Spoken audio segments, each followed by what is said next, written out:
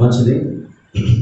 యోవేలు గ్రంథంలో దేవుడు ఒక గొప్ప ఆహ్వానాన్ని పలుకుతున్నారు. సాధారణంగా ఈనాడు మనుషులు ఈ యొక్క ఆహ్వానాలకు ఎక్కువగా ప్రాధాన్యత ఇస్తారు. వివాహ ఆహ్వానం అయితే ఇంకా అధికంగా ప్రాధాన్యత ఇస్తారు. వివాహం కొరకైతే చాలా ఎక్కువగా ప్రిఫరెన్స్ ఇస్తారు. ఈరోజు అన్నిటికంటే విలువైనది ఏంటంటే, బైబిల్ కూడా విలువైనది అని కాదు కానీ విలువైనదిగా ఉండాలి అని చెప్తుంది. వివాహము అన్ని విషయాల్లో ఘనమైనదిగా ఉండవాలని చెప్తుంది, కానీ ఘనమైనది అని చెప్పలేదు. అర్థం చేసుకో, ఘనమైనది ఎప్పుడైతే అది మనకు సమయం వచ్చినప్పుడు ధ్యానం చేద్దాం. అయితే ఘనమైనదిగా ఉండడానికి మనం ప్రయత్నిస్తాం. అయితే ఇప్పుడు మనుషులు కూడా ఈ వివాహాన్ని ఎక్కువగా ఘనపరుస్తున్నారు. వివాహాల కొరకైనటువంటి ఆహ్వానం ఉంటే ఒక్కరైనా ఇంటికి పోయేద్దాము, మరి మనకి ఆహ్వానం పలికారు కదా అని చెప్పి ఆ కార్డును బట్టి వెళ్తా ఉన్నారు. ఎందుకు అంటే దేవుడు మొదటి వివాహం చేశాడు కాబట్టి, రెండవది దేవుడు వివాహంలో పాల్పొందాడు కాబట్టి, దేవుడు కూడా తాను చేసుకోబోయే వివాహం కొరకైనటువంటి ఆహ్వానం, గొర్రెపిల్ల వివాహోత్సవం సమయం ఆసనమైంది కాబట్టి వినువారు రండి అని చెప్పి ఆహ్వానం పలికారు కాబట్టి దీన్ని ఎక్కువగా ఈ ఆహ్వానాన్ని మన్నిస్తున్నారు. అలాగే ఈ యోవేలు గ్రంథంలో కూడా అటువంటి ఆహ్వానమే ఉందండి. పెళ్లి కుమారుడట అంతఃపురంలోకి వస్తాడట, పెళ్లి కుమార్తె గదిలోంచి రాబోతుంది. అయితే ఈ పెళ్లి కుమారుడు అంతఃపురంలోంచి రావాలి అంటే పెళ్లి కుమార్తె గదిలో సిద్ధపడి రావాలి. గది అన్నప్పుడు నువ్వు లోపలికి వెళ్ళి మత్తయి సువార్త 6వ అధ్యాయంలో నువ్వు రహస్యమందు చూచు నీ తండ్రి ప్రతిఫలం ఇచ్చినట్లు నీ గదిలోనికి వెళ్ళి ప్రార్థన అంటే ప్రార్థనా గదిలో ఈ పెళ్లి కుమార్తె ఏం కావాలండి? సిద్ధపడాలి. ఎస్తేరుడు కూడా అంతఃపురంలో ఆ సూషన్ కోటలో ఒక్కొక్క 127 మంది కన్యకలు ఉన్నారు. ఒక్కొక్కరిని ఒక్కొక్క ప్రాంతంలో ఉంచి వారిని సంవత్సరం పాటు సిద్ధపరిచారు. గోపురస్థ తైలంతో మరి సుగంధ తైలాలతో ఈ రకంగా సంవత్సరం పాటు సిద్ధపడారు. మనము కూడా మరి ఇప్పుడు గదిలోంచి వెళితే ప్రభు రాకడ అనగా మనం సిద్ధపడి వెళితే, ప్రార్థనాపూర్వకంగా సిద్ధపడి వెళితే ప్రభు రాకడ స్వరం మనకు కనపడింది. ప్రభు రాకడలో నువ్వు కనబడటానికి సిద్ధమైన అని మనం ఒక పాట పాడతాం. ఎందుకు? ప్రభు మనల్ని పేరు పెట్టి పిలుస్తారు. ఎవరు ఆయన పేరు పెట్టి పిలుస్తారు? ఎవరిని పిలుస్తాడు అంటే ప్రార్థన చేసేవారిని పేరు పెట్టి పిలుస్తారు. ఇప్పుడు అపొస్తలుల కార్యం 2వ అధ్యాయం 21 వచ్చిన ఏం సెలవిస్తుందంటే, అప్పుడు ఆయన నామమును బట్టి ప్రార్థించే వారందరూ రక్షించబడతారు. ఇప్పుడు పౌలు అక్కడ ప్రార్థన చేస్తూ ఉన్నాడు, అననీయ ప్రార్థన చేస్తూ ఉన్నాడు. వీరిద్దరికి మధ్యలో దేవుడు ముందు ఎవరిని దర్శించినాడంటే దమస్కు మార్గంలో ఉన్నటువంటి సౌలును దర్శించాడు.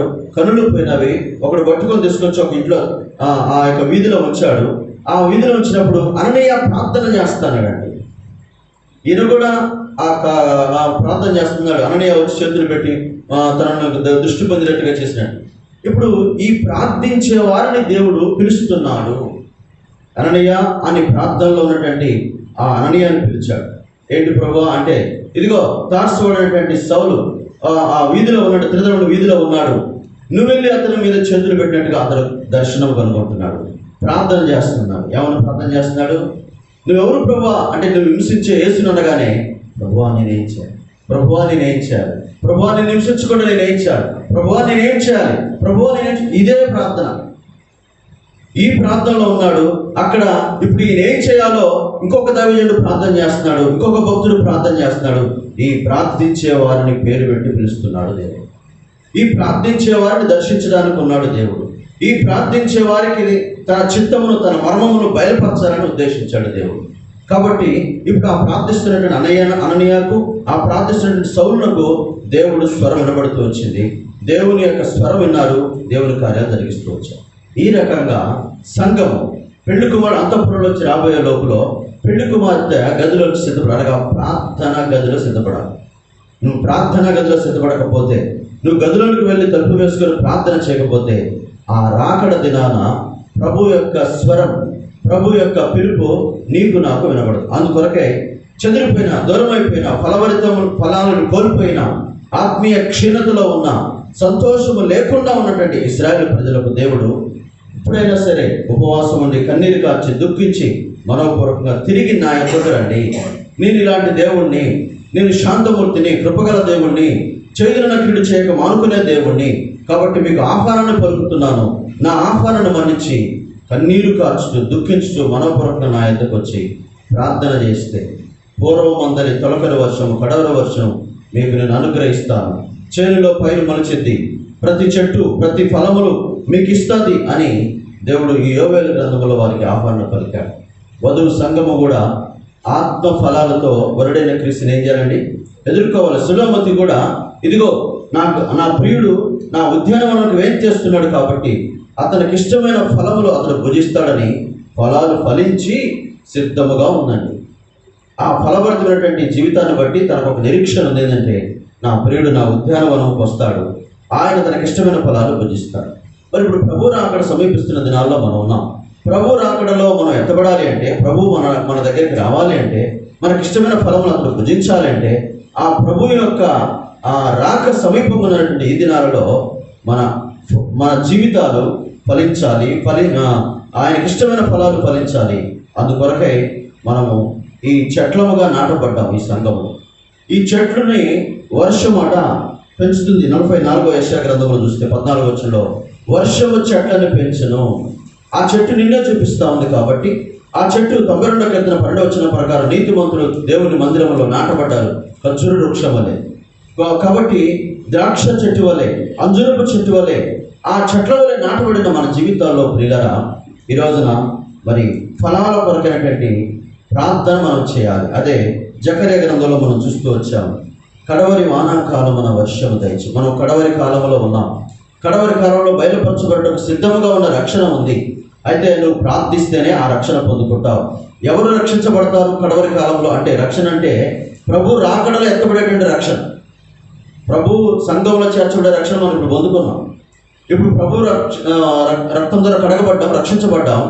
నమ్మి బాప్తిస్మం పొందినవాడు రక్షించబడతాడు, సంఘంలో చేర్చబడ్డాం. సంఘములో సిద్ధపడి కడవరి కాలంలో బయలుపరచబడేటువంటి ఆ రక్షణ కొరకు మనం సిద్ధంగా ఉండాలి. ఆ రక్షణ కొరకైనటువంటి ఫలాలు ఫలించాలి. అది ప్రాముఖ్యమైన రక్షణ, అది మనందరికి అవసరమైన రక్షణ. ఆ రక్షణ మనం లేకుండా ఈ భూమి మీద ఒకవేళ నమ్మి బాప్తిస్మం పొందినవాడు రక్షించబడితే, బాప్తిస్మం పొందిన వారందరూ పరలోక రాజ్యం పోరండి. ఒకవేళ పరలోక రాజ్యంలోకి అక్కడికి వెళ్ళినా తీర్పు దినం ఉందండి. ఆ తీర్పు దినాన వారి యొక్క జీవితంలో మరలా నష్టపోయే అవకాశం ఉంది. అయితే దానికంటే ముందు మొదటి పునరుత్థానం ఉంది. కడవరి కాలంలో బయలుపరచబడబోయే రక్షణ ఏంటంటే మొదటి పునరుత్థానం. ఈ మొదటి పునరుత్థానంలో పాలు పొందేవారు ధన్యులు. ఎవరు పాలు పొందుతారు అంటే ఆ ప్రకటన గ్రంథంలో రాయబడి వచ్చినారు. కాబట్టి ఆ పరిశుద్ధులైన వారు, ప్రభు రాకడ కొరకై సిద్ధపడినటువంటి వారు, మెలుగు కలిగినటువంటి వారు, ఆత్మీయంగా సిద్ధపడి ఫలాలతో సిద్ధపడినటువంటి వారు ఆ మొదటి పునరుద్ధానంలో పాల్గొవుతారు. కాబట్టి ఆ రాకడ కొరకైన సిద్ధపడాలి అంటే మనకు సమయం ఉండగానే ఈ ఉపవాస ప్రార్థనల ద్వారా మనం సిద్ధపడాలి. ఉపవాస ప్రార్థనతో మనోపరంగా ఆయన ఎదురుకు వచ్చి, ప్రభువా కడవరి వానాకాలంలో మా చేనులో పైరు మొలచినట్టు వర్షము దయచే. ఈనాడు వర్షము లేని కారణం చేత 20వ గ్రంథంలో రాయబడి వచ్చింది 14 వచ్చినట్టుకుంటా నేలలు చీలిపోతున్నాయి. ఆ నేలలు ఏమిటంటే హృదయాలు చీలిపోతున్నాయి, సంఘాలు చీలిపోతున్నాయి, కుటుంబాలు చీలిపోతున్నాయి. ఇవన్నీ దేవుని యొక్క వనముతో, దేవుని యొక్క పొలముతో పోల్చబడుతూ వచ్చినాయి. కాబట్టి ఆత్మవర్షము ప్రతి నేల మీద, అనగా నా హృదయం మీద, నా కుటుంబం మీద, నా సంఘం మీద ఎప్పుడైతే సమృద్ధిగా కురిపిస్తాడో, నా హృదయంలో ఫలాలు, నా కుటుంబంలో ఫలాలు, నా సంఘములో నాటబడిన చెట్లు కూడా ఫలించడానికి అవకాశం ఉంటుంది అన్న సంగతి వాస్తవం. అందుకొరకై ఈ కడవరి వానాకాలంలో ఉన్న మనం, ఈ కడవరి దినాల్లో ఉన్న మనం, మొదటి శతాబ్దంలో ఉన్నటువంటి పితరులు అనగా ఆది అపోస్తలులు, ఆది సంఘము ఏ రీతిగా అయితే ఎడతెగక ఏక మనసుతో దేవాలయంలో తప్పక కూడుకొని 10 దినాలు ప్రార్థించారో, అటువంటి ప్రార్థనలు మనం చేస్తేనే తప్ప లేకపోతే ఫలితం అయితే లేదండి. మనం ఏదో అరకొరగా చిన్న చిన్న ప్రార్థనలు చేసుకొని, లేకపోతే ఎవరికి ఇష్టం లేని ప్రార్థన చేసుకొని, నీవు ప్రార్థనలు చేసుకొని కుదరదు.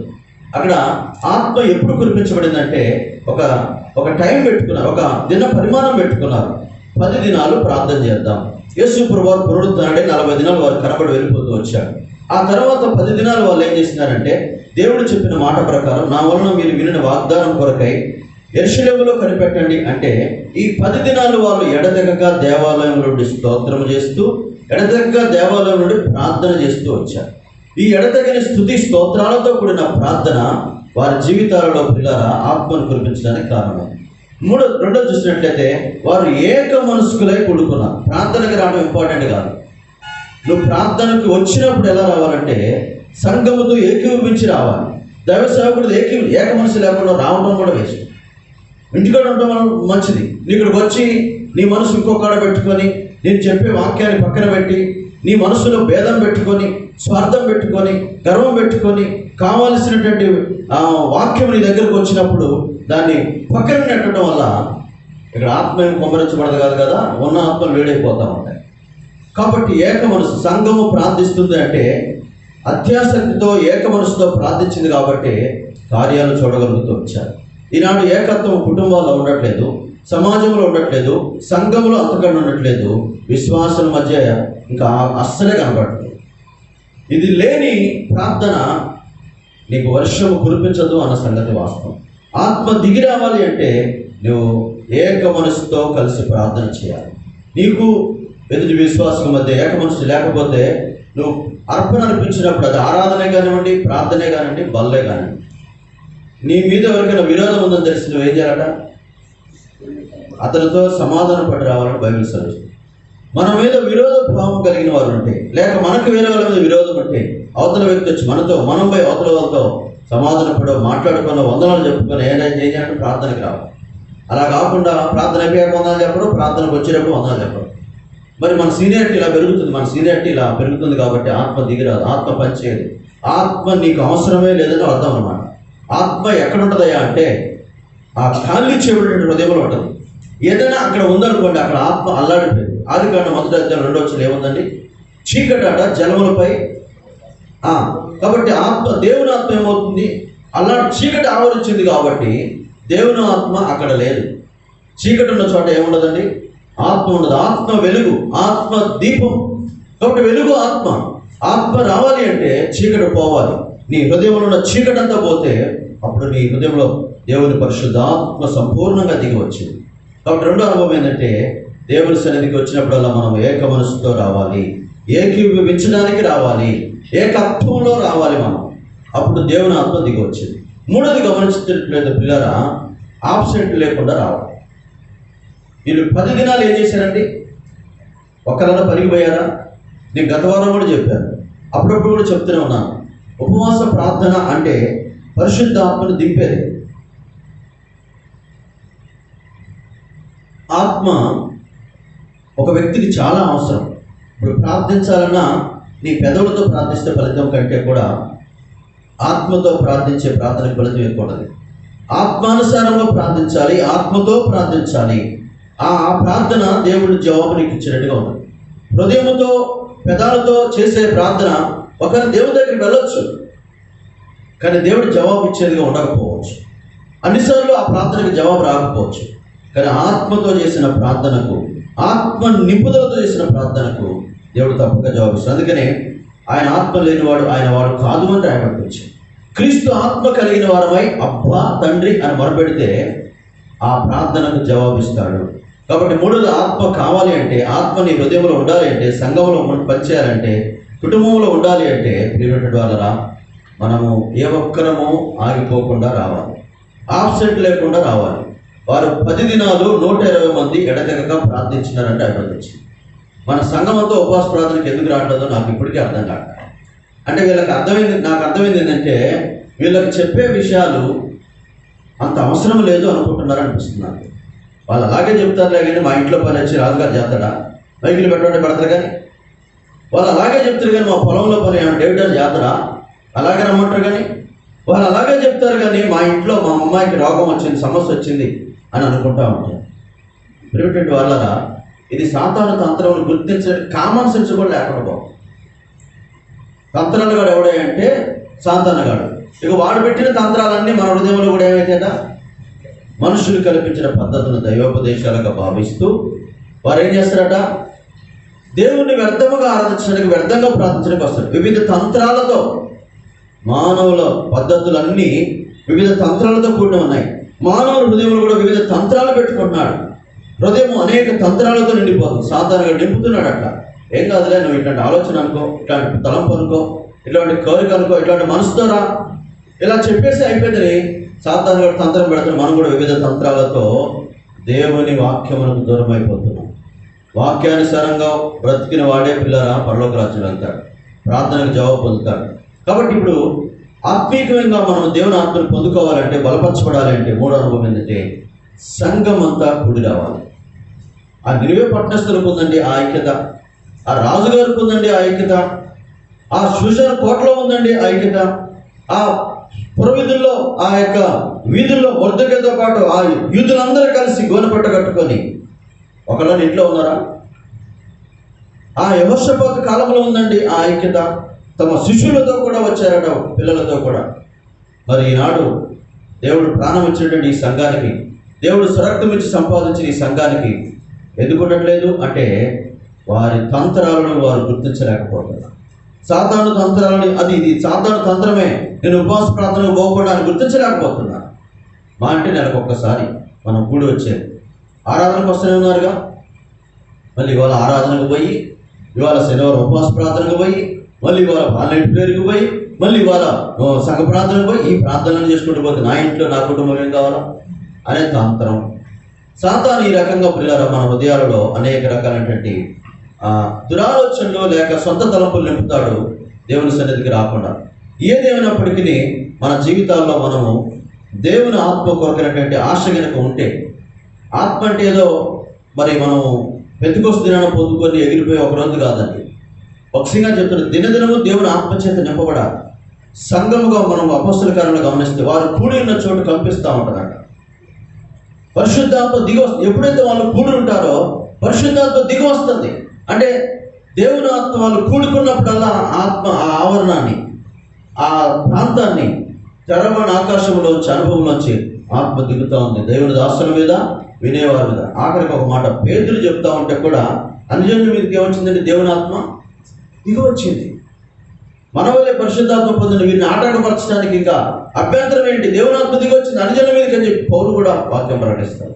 అంటే దేవుని దాసులు ఈ ఏక మనసుతో, ఏకత్వంతో సంఘం అంతా కలిసి ప్రార్థన చేస్తూ ఉంటే కూడి ఉన్న చోటు కంపిస్తూ ఉంది ఆత్మతో. అందుకనే వారు ఆ యాసోనింటికి వారు చేర్చబడినప్పుడు ఆ ప్రాంత ప్రజలు అంటున్నారు, భూలోకాన్ని తలకిందులు చేశారు. ఇక్కడికి వచ్చారు. ఆత్మ ఏం చేస్తుంది? భూలోకాన్ని తలకిందులు చేస్తూ ఉంది. ఇక్కడ చేరి ఉన్నారు, యాసోని వారు చేర్చుకున్నాడు అనేటువంటి ఆ సాక్ష్యం అపొస్తలుల కార్యం 17వ అధ్యాయంలో వారు పొందుకున్నారండి. అందుకొరకై ఈ చివరి దినాల్లో, కడవరి కాలంలో ప్రతి వాని చేనులో పైరు మెండుగా మొలచినట్టు, ప్రతి నేల ఫలించినట్టు, ప్రతి చెట్టు నూరంతలుగా బహుగా ఫలించినట్టు, ప్రతి వ్యక్తి, ప్రతి కుటుంబం, ప్రతి సంఘము ఆత్మ ఫలాలు మెండుగా ఫలించినట్లు ఇదిగో మనం రావాల్సిన అవసరం ఉంది. ఎందుకంటే ఆ గొంగలి, పసరి, చీడ పురుగులు మన ఆత్మీయ పంటలను తినివేస్తున్నాయి.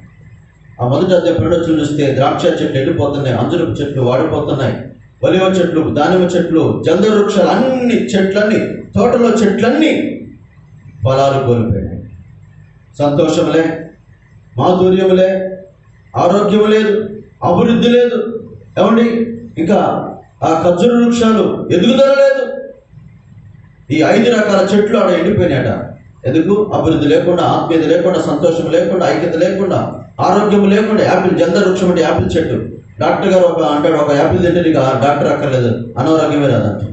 అంటే ఈరోజు ఆరోగ్యాలు లేవు, సంతోషం లేదు, ఐక్యత లేదు, మాధుర్యం లేదు, అభివృద్ధి లేని దినాల్లో మనం ఉంటున్నాం.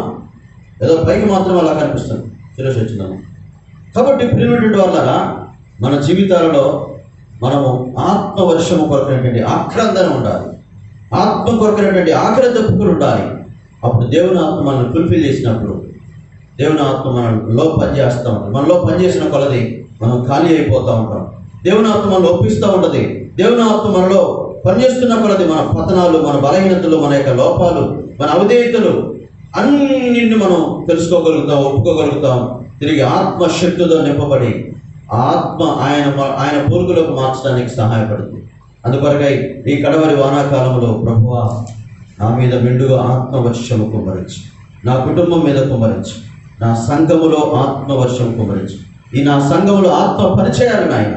నీ ఆత్మ వెలుపులుంటే మేము ఇక్కడ పనిచేస్తే అది ఫలాలు లేని పరిచర్య, లేక కాలిపోయే పరిచర్య, లేక నీ జీవితంలో ఏ ఫలములు లేకుండా విడవబడే పరిచర్య.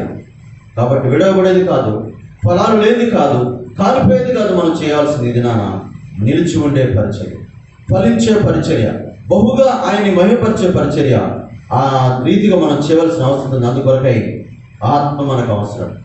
మనం ఎంత బలం కొలది పని చేసినా ఒక దినాన ఆ వ్యక్తి ఉన్నంత కాలమే ఆ పని నిలిచి ఉంటుందండి. కానీ ఆత్మ ఉన్నదే ప్రభు రాకడ వరకు ఇది భూమి మీద ఉంటుంది. ఈ ఆత్మ సిద్ధపరిచింది కొందరిని వధువు సంఘంగా, ఆ ఆత్మ పెళ్లి కుమార్తె సంఘంగా మనం సిద్ధపరచుకొని తీసుకెళ్ళింది. కాబట్టి ఆత్మ మనకు అవసరం. కాబట్టి ఇప్పుడు వర్షం కురవాలంటే ఏం చేయాలంటే నేను రెండు విషయాలు చెప్పాను. మొదటిది ఏంటంటే రాజుల గ్రంథంలో రాయబడితే వచ్చింది, నీ పాపములు మానివేసిన ఎడల వర్షము కురిపిస్తానని దేవుడు సెలవిస్తూ వచ్చాడు. మన పాపములు మానుకోవాలి. పాపములు అంటే పెద్ద లిస్టు చదువుకోమాకండి. మార్క్స్ వార్త 7వ అధ్యాయం చదవండి చాలు. 21వ వచనంలో ఉన్నటువంటి ఆ యొక్క లిస్టులో 11 రకాల పాపాలు ఉన్నాయి. ఇవన్నీ పాపాలు. మనం రెండు పాపాలుగా పెట్టుకుంటాం. ఒకటి వ్యభిచారమన్నా కావాలి, లేకపోతే నరహత్యన కావాలి. ఇంతకు మించి మాలో ఏం లేదండి అనుకుంటాం. అవి నా కాడ లేవు అనుకుంటాం. కానీ ఆలోచనే మొట్టమొదటి పాపం. ఈ ఆలోచన మన విధానాన్ని మనం జయించలేకపోతే పిల్లరా, ఇక ఏ పాపాలు కూడా మనం జయించలేమన్న సంగతి వాస్తవం. కాబట్టి ఇప్పుడు ఈ హృదయంలో ఇలాంటి పాపములు అన్నీ మానుకోవాలి. ఈ హృదయంలో ఏదైతే ఇలాంటి పాపాలు ఉన్నాయో అవన్నీ మానుకున్నప్పుడే ఆత్మ మన మీదకి దిగి వచ్చింది. రెండోది గమనించినట్టయితే పిల్లరా, మనం భయభక్తులు కలిగి ఆయన్ని వేడుకుంటే ఇర్మియా గ్రంథం 5:24లో ఆయన వర్షమును కురిపిస్తాడని జ్ఞాపకం చేశాను గతసారి. భయభక్తులు కలిగి మనం దేవుని ఆత్మ కొరకు వేడుకోవాలి. కొందరికి భయం ఉంటే భక్తి ఉండదు, భక్తి ఉంటే భయం ఉండదు. ఆ కారణం చేత దేవుని ఆత్మ దిగిరాదు. కాబట్టి భయభక్తులతో ప్రభువా వర్షము కుమ్మరించంటే తొలకరి వర్షమును, కడవరి వర్షమును దాని కాలంలో ఆయన కురిపించేవాడుగా ఉన్నాడు అన్న సంగతి వాస్తవం. ఈనాడు కొన్ని విషయాలు జ్ఞాపకం చేసుకుందాం వాక్యపు వెలుగులో. మూడవదిగా గమనించినట్టయితే ప్రియులారా, ద్వితీయోపదేశకాండము 11వ అధ్యాయము 13వ వచనంలో దేవుడు వర్షము పంపడానికి అక్కడ ఒక వాక్యాన్ని మనకు జ్ఞాపకం చేస్తూ ఉన్నాడు. కాబట్టి మీ పూర్ణ హృదయంతోనూ మీ పూర్ణ ఆత్మతోనూ మీ దేవుడైన యెహోవాను ప్రేమించి ఆయనను సేవింపులను నేడు నేను మీకు ఇచ్చు ఆజ్ఞలను మీ దేశమునకు వర్షము అనగా తొలకరి వారును కడవరి వారును దాని కాలమున కురిపించేదను. తర్వాత 16వ వచనం, మీ హృదయము మాయలో చిక్కి త్రోవ విడిచి ఇతర దేవతలను పూజించి అందుకొరకు వీళ్ళకి హెచ్చరికిస్తున్నాడు. వీళ్ళ హృదయం ఏం చేసిందట? మాయల్లో చిక్కిందట. మీ హృదయం మాయల్లో చిక్కి, ఈ లోకమంతా మాయ, ఇదొక ఛాయ, ఇదొక నీడ, ఇదొక నటన. ఇప్పుడు ఈ రోజున మన హృదయాల్లో మన హృదయం ఎక్కడ చిక్కుంటుంది చెప్పండి? ఇది అంత మాయ. ఈ మాయల్లో మనం హృదయం చిక్కుంటుంది. మాయలోకి వెళ్ళిపోతుంది మన హృదయం. ఇది అంతా ఒక నటన తెలిసినప్పుడు కూడా ఈ మాయని నమ్ముతుంది తప్ప యేసు ప్రభువు వారి వాక్యాన్ని నమ్మట్లేదు. అందుకని మీ పూర్ణ హృదయముతో నా తట్టు తిరగండి. మీ హృదయంలో ఉండాల్సింది ఏమిటి? వాక్యము. ఇదే ద్వితీయోపదేశకాండంలో చూస్తే 6వ అధ్యాయం 5వ వచనంలో, పిల్లరా నేను మీకు ఇచ్చే మాటలు మీ హృదయంలో ఉండవాలని చెప్పి రాయబడుతూ వచ్చింది. అయితే వీళ్ళ హృదయము ఇతర దేవతల తట్టు తిరుగుతుంది. వీళ్ళ హృదయము మాయల్లో చిక్కుకుంటుంది. వీళ్ళ హృదయము పూర్ణ హృదయంతో దేవుని అనుసరించకుండా, ప్రేమించకుండా, సేవించకుండా పిల్లరా వీరు మరి విగ్రహాలను పెట్టుకునేటువంటి వారుగా తయారైపోతూ వచ్చారు. విగ్రహాలతో నిండిపోతూ ఉంది వీళ్ళ హృదయము. కాబట్టి దేవుడు వీరిని గద్దిస్తూ ఉన్నాడు. దేవుడు వీరిని హెచ్చరిక చేస్తూ ఉన్నాడు. దేవుడు వీరిని మరి సంధిస్తూ ఉన్నాడు. ఈ రోజున మన హృదయాలు ఎలా ఉన్నాయి? బైబిల్ సెలవిస్తూ ఉంది. ఆదికాండం చూసినట్లయితే 6వ అధ్యాయం 5వ వచనంలో చదవండి ఒకసారి. ఆదికాండము, హృదయం యొక్క తలంపుల ఊహంతయు కేవలము చెడ్డదని దేవుడు చూస్తూ వచ్చాడు. పిల్ల హృదయం యొక్క తలంపుల ఊహంతయు కేవలం ఎల్లప్పుడూ చెడ్డది. అంటే ఇప్పుడు చూడండి, మానవుని హృదయంలో తలంపులు లేకుండా ఉండలేడండి. ఉంటారా మీరు? ఏమైనా ఏం ఆలోచించుకోకుండా వచ్చారు ఇక్కడ ప్రార్థనకి? కొంచెం పోదా? వాక్యం ఏందా? వాక్యం అయిపోగానే మనం ప్రార్థన చేసి వచ్చాక ఇది మన ఆలోచన. ఇవాళ ఎవరు వస్తారోలే, కొంచెం లేట్గా స్టార్ట్ అయిందిలే, పొద్దాకులు టైంకే పోతామా, సరే పాటలు పోదాం, ఈ లోపలికి వస్తాం, ఉపవాస ప్రార్థన ఉప్మా తినొద్దాం, లేకపోతే కొంచెం పులికేసేద్దాం, లేకపోతే ఇంకేదో కొంచెం చిన్న గంట సేపు పనే కదా పోయేద్దామని అనుకుంటా ఉంటాం పిల్లలు, అనుకుంటా ఉంటాం. అయితే మన హృదయంలో తలంపుల ఊహంతా కేవలం ఎల్లప్పుడూ చెడ్డది. కాబట్టి ఈ హృదయం ఏం చేయాలంటే ఖాళీ చేయబడాలండి.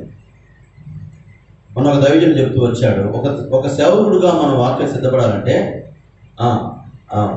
పిఎస్ స్వామి గారు అన్నాడు, వాక్యాన్ని ప్రసంగ శాస్త్రం గురించి చెప్పాడు. నువ్వు ఒక అంశం గురించి చెప్పాలనుకుంటున్నావు, ఈ రోజున ముందు మోకరించి ప్రార్థన చేయి. ప్రభువా, నా హృదయాన్ని ఖాళీ చేసుకున్నాను. ముందు నీ హృదయాన్ని ఖాళీ చేయి, ప్రార్థనలో హృదయాన్ని ఖాళీ చేయి. ఇప్పుడు ఆ హృదయంలో నీకున్న తలంపులు, నీకు గుర్తున్న వాక్యాలు, నువ్వు అనుకున్న మాటలు, ఇవన్నీ పక్కన పెట్టు. అవన్నీ గుర్తొస్తూ ఉంటాయి. ఈ వాక్యం చెప్పానా, ఈ వాక్యం చెప్పాను, ఇది చెప్పానా, ఇవన్నీ ఖాళీ చేసాయి. ప్రభువా, నా హృదయంలో తీసిపోయినాయన, నా ఆలోచనలు తీసిపోయినాయన, నా తలంపులను తీసిపోయినాయన. ప్రభువా, నువ్వు ఏం మాట్లాడుకుంటున్నావో అది మాట్లాడడం ప్రార్థన. అలాగే చేయకపోతే నీ హృదయం నిండిన ఆలోచనలతోటే బైబిల్ ఉన్న రెఫరెన్స్లు వెతుకుతావు, అవన్నీ రాసుకొని పోతావు, లేకపోతే గుర్తుపెట్టుకొని పోతావు. అక్కడికి వెళ్ళిన తర్వాత బ్యాటింగ్ చేస్తావు. ఇక 6లే, నువ్వు కొట్టేది 4లే. అయితే పిల్లరా, దానివల్ల ఫలితం ఏమైనా ఉందా అంటే ఏమి లేదు. 6లు 4లు కొట్టేట్టు ఉంటుంది, కానీ విజయం మాత్రం 6లు 4లు కొట్టేది మాత్రం విజయం వచ్చిందా? మీరు చెప్పండి. కొడతారు, మనల్ని సెంచరీ కొడతారు. యూత్లు ఓడిపోయింది, అరే వాడు సెంచరీ వేస్ట్ అయిపోయిందిరా.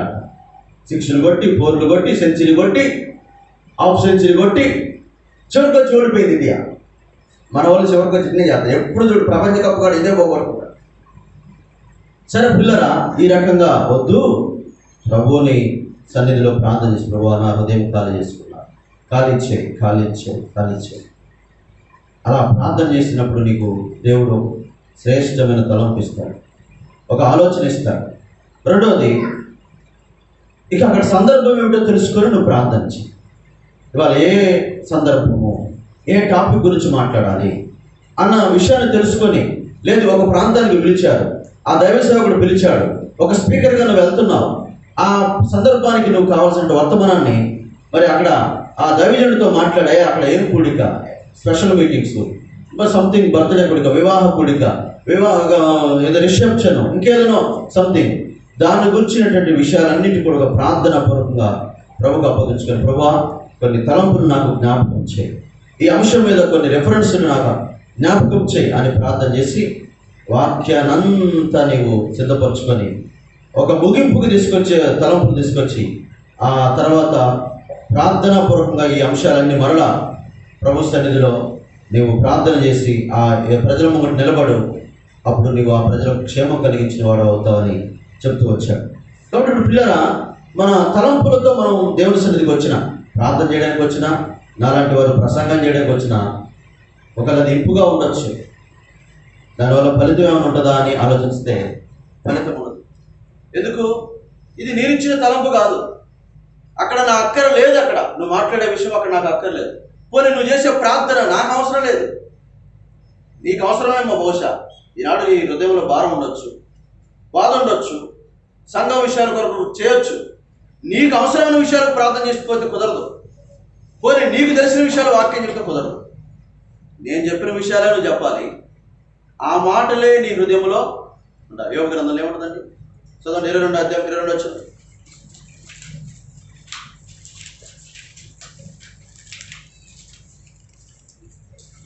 త్వరగా. ఆయన నోటి ఉపదేశం అవలంబించుము, ఆయన మాటలను నీ హృదయంలో నుంచుకొను. పిల్లరా, ఆయన నోటి ఉపదేశాన్ని మనం ఏం చేయాలంటండి? అవలంబించాలి. ఆయన నోటి మాటలను మన హృదయంలో ఏం చేయాలంటండి? ఉంచుకోవాలి. అప్పుడు ఏమైందంటే, ఇప్పుడు చదువు పక్క పేజీ 23:12. ఆయన పెదవుల ఆజ్ఞను నేను విడిచి తిరగలేదు, ఆయన నోటి మాటలను నా స్వాభిప్రాయం కంటే ఎక్కువగా ఎంచుదును. అలాగే 17వ కీర్తన 4:5 వచ్చింది. 17వ కీర్తన 4:5 వచ్చింది.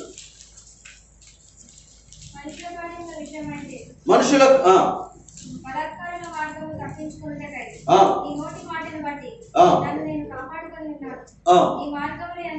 నీ మార్గముల యందు స్థిరపరచుకొని ఉన్నాను, జారలేదు. అంటే దేవుని నోటి మాటలను బట్టి దేవుని మార్గాలలో తన కాలను, తన నడకను స్థిరపరచుకున్నాడు.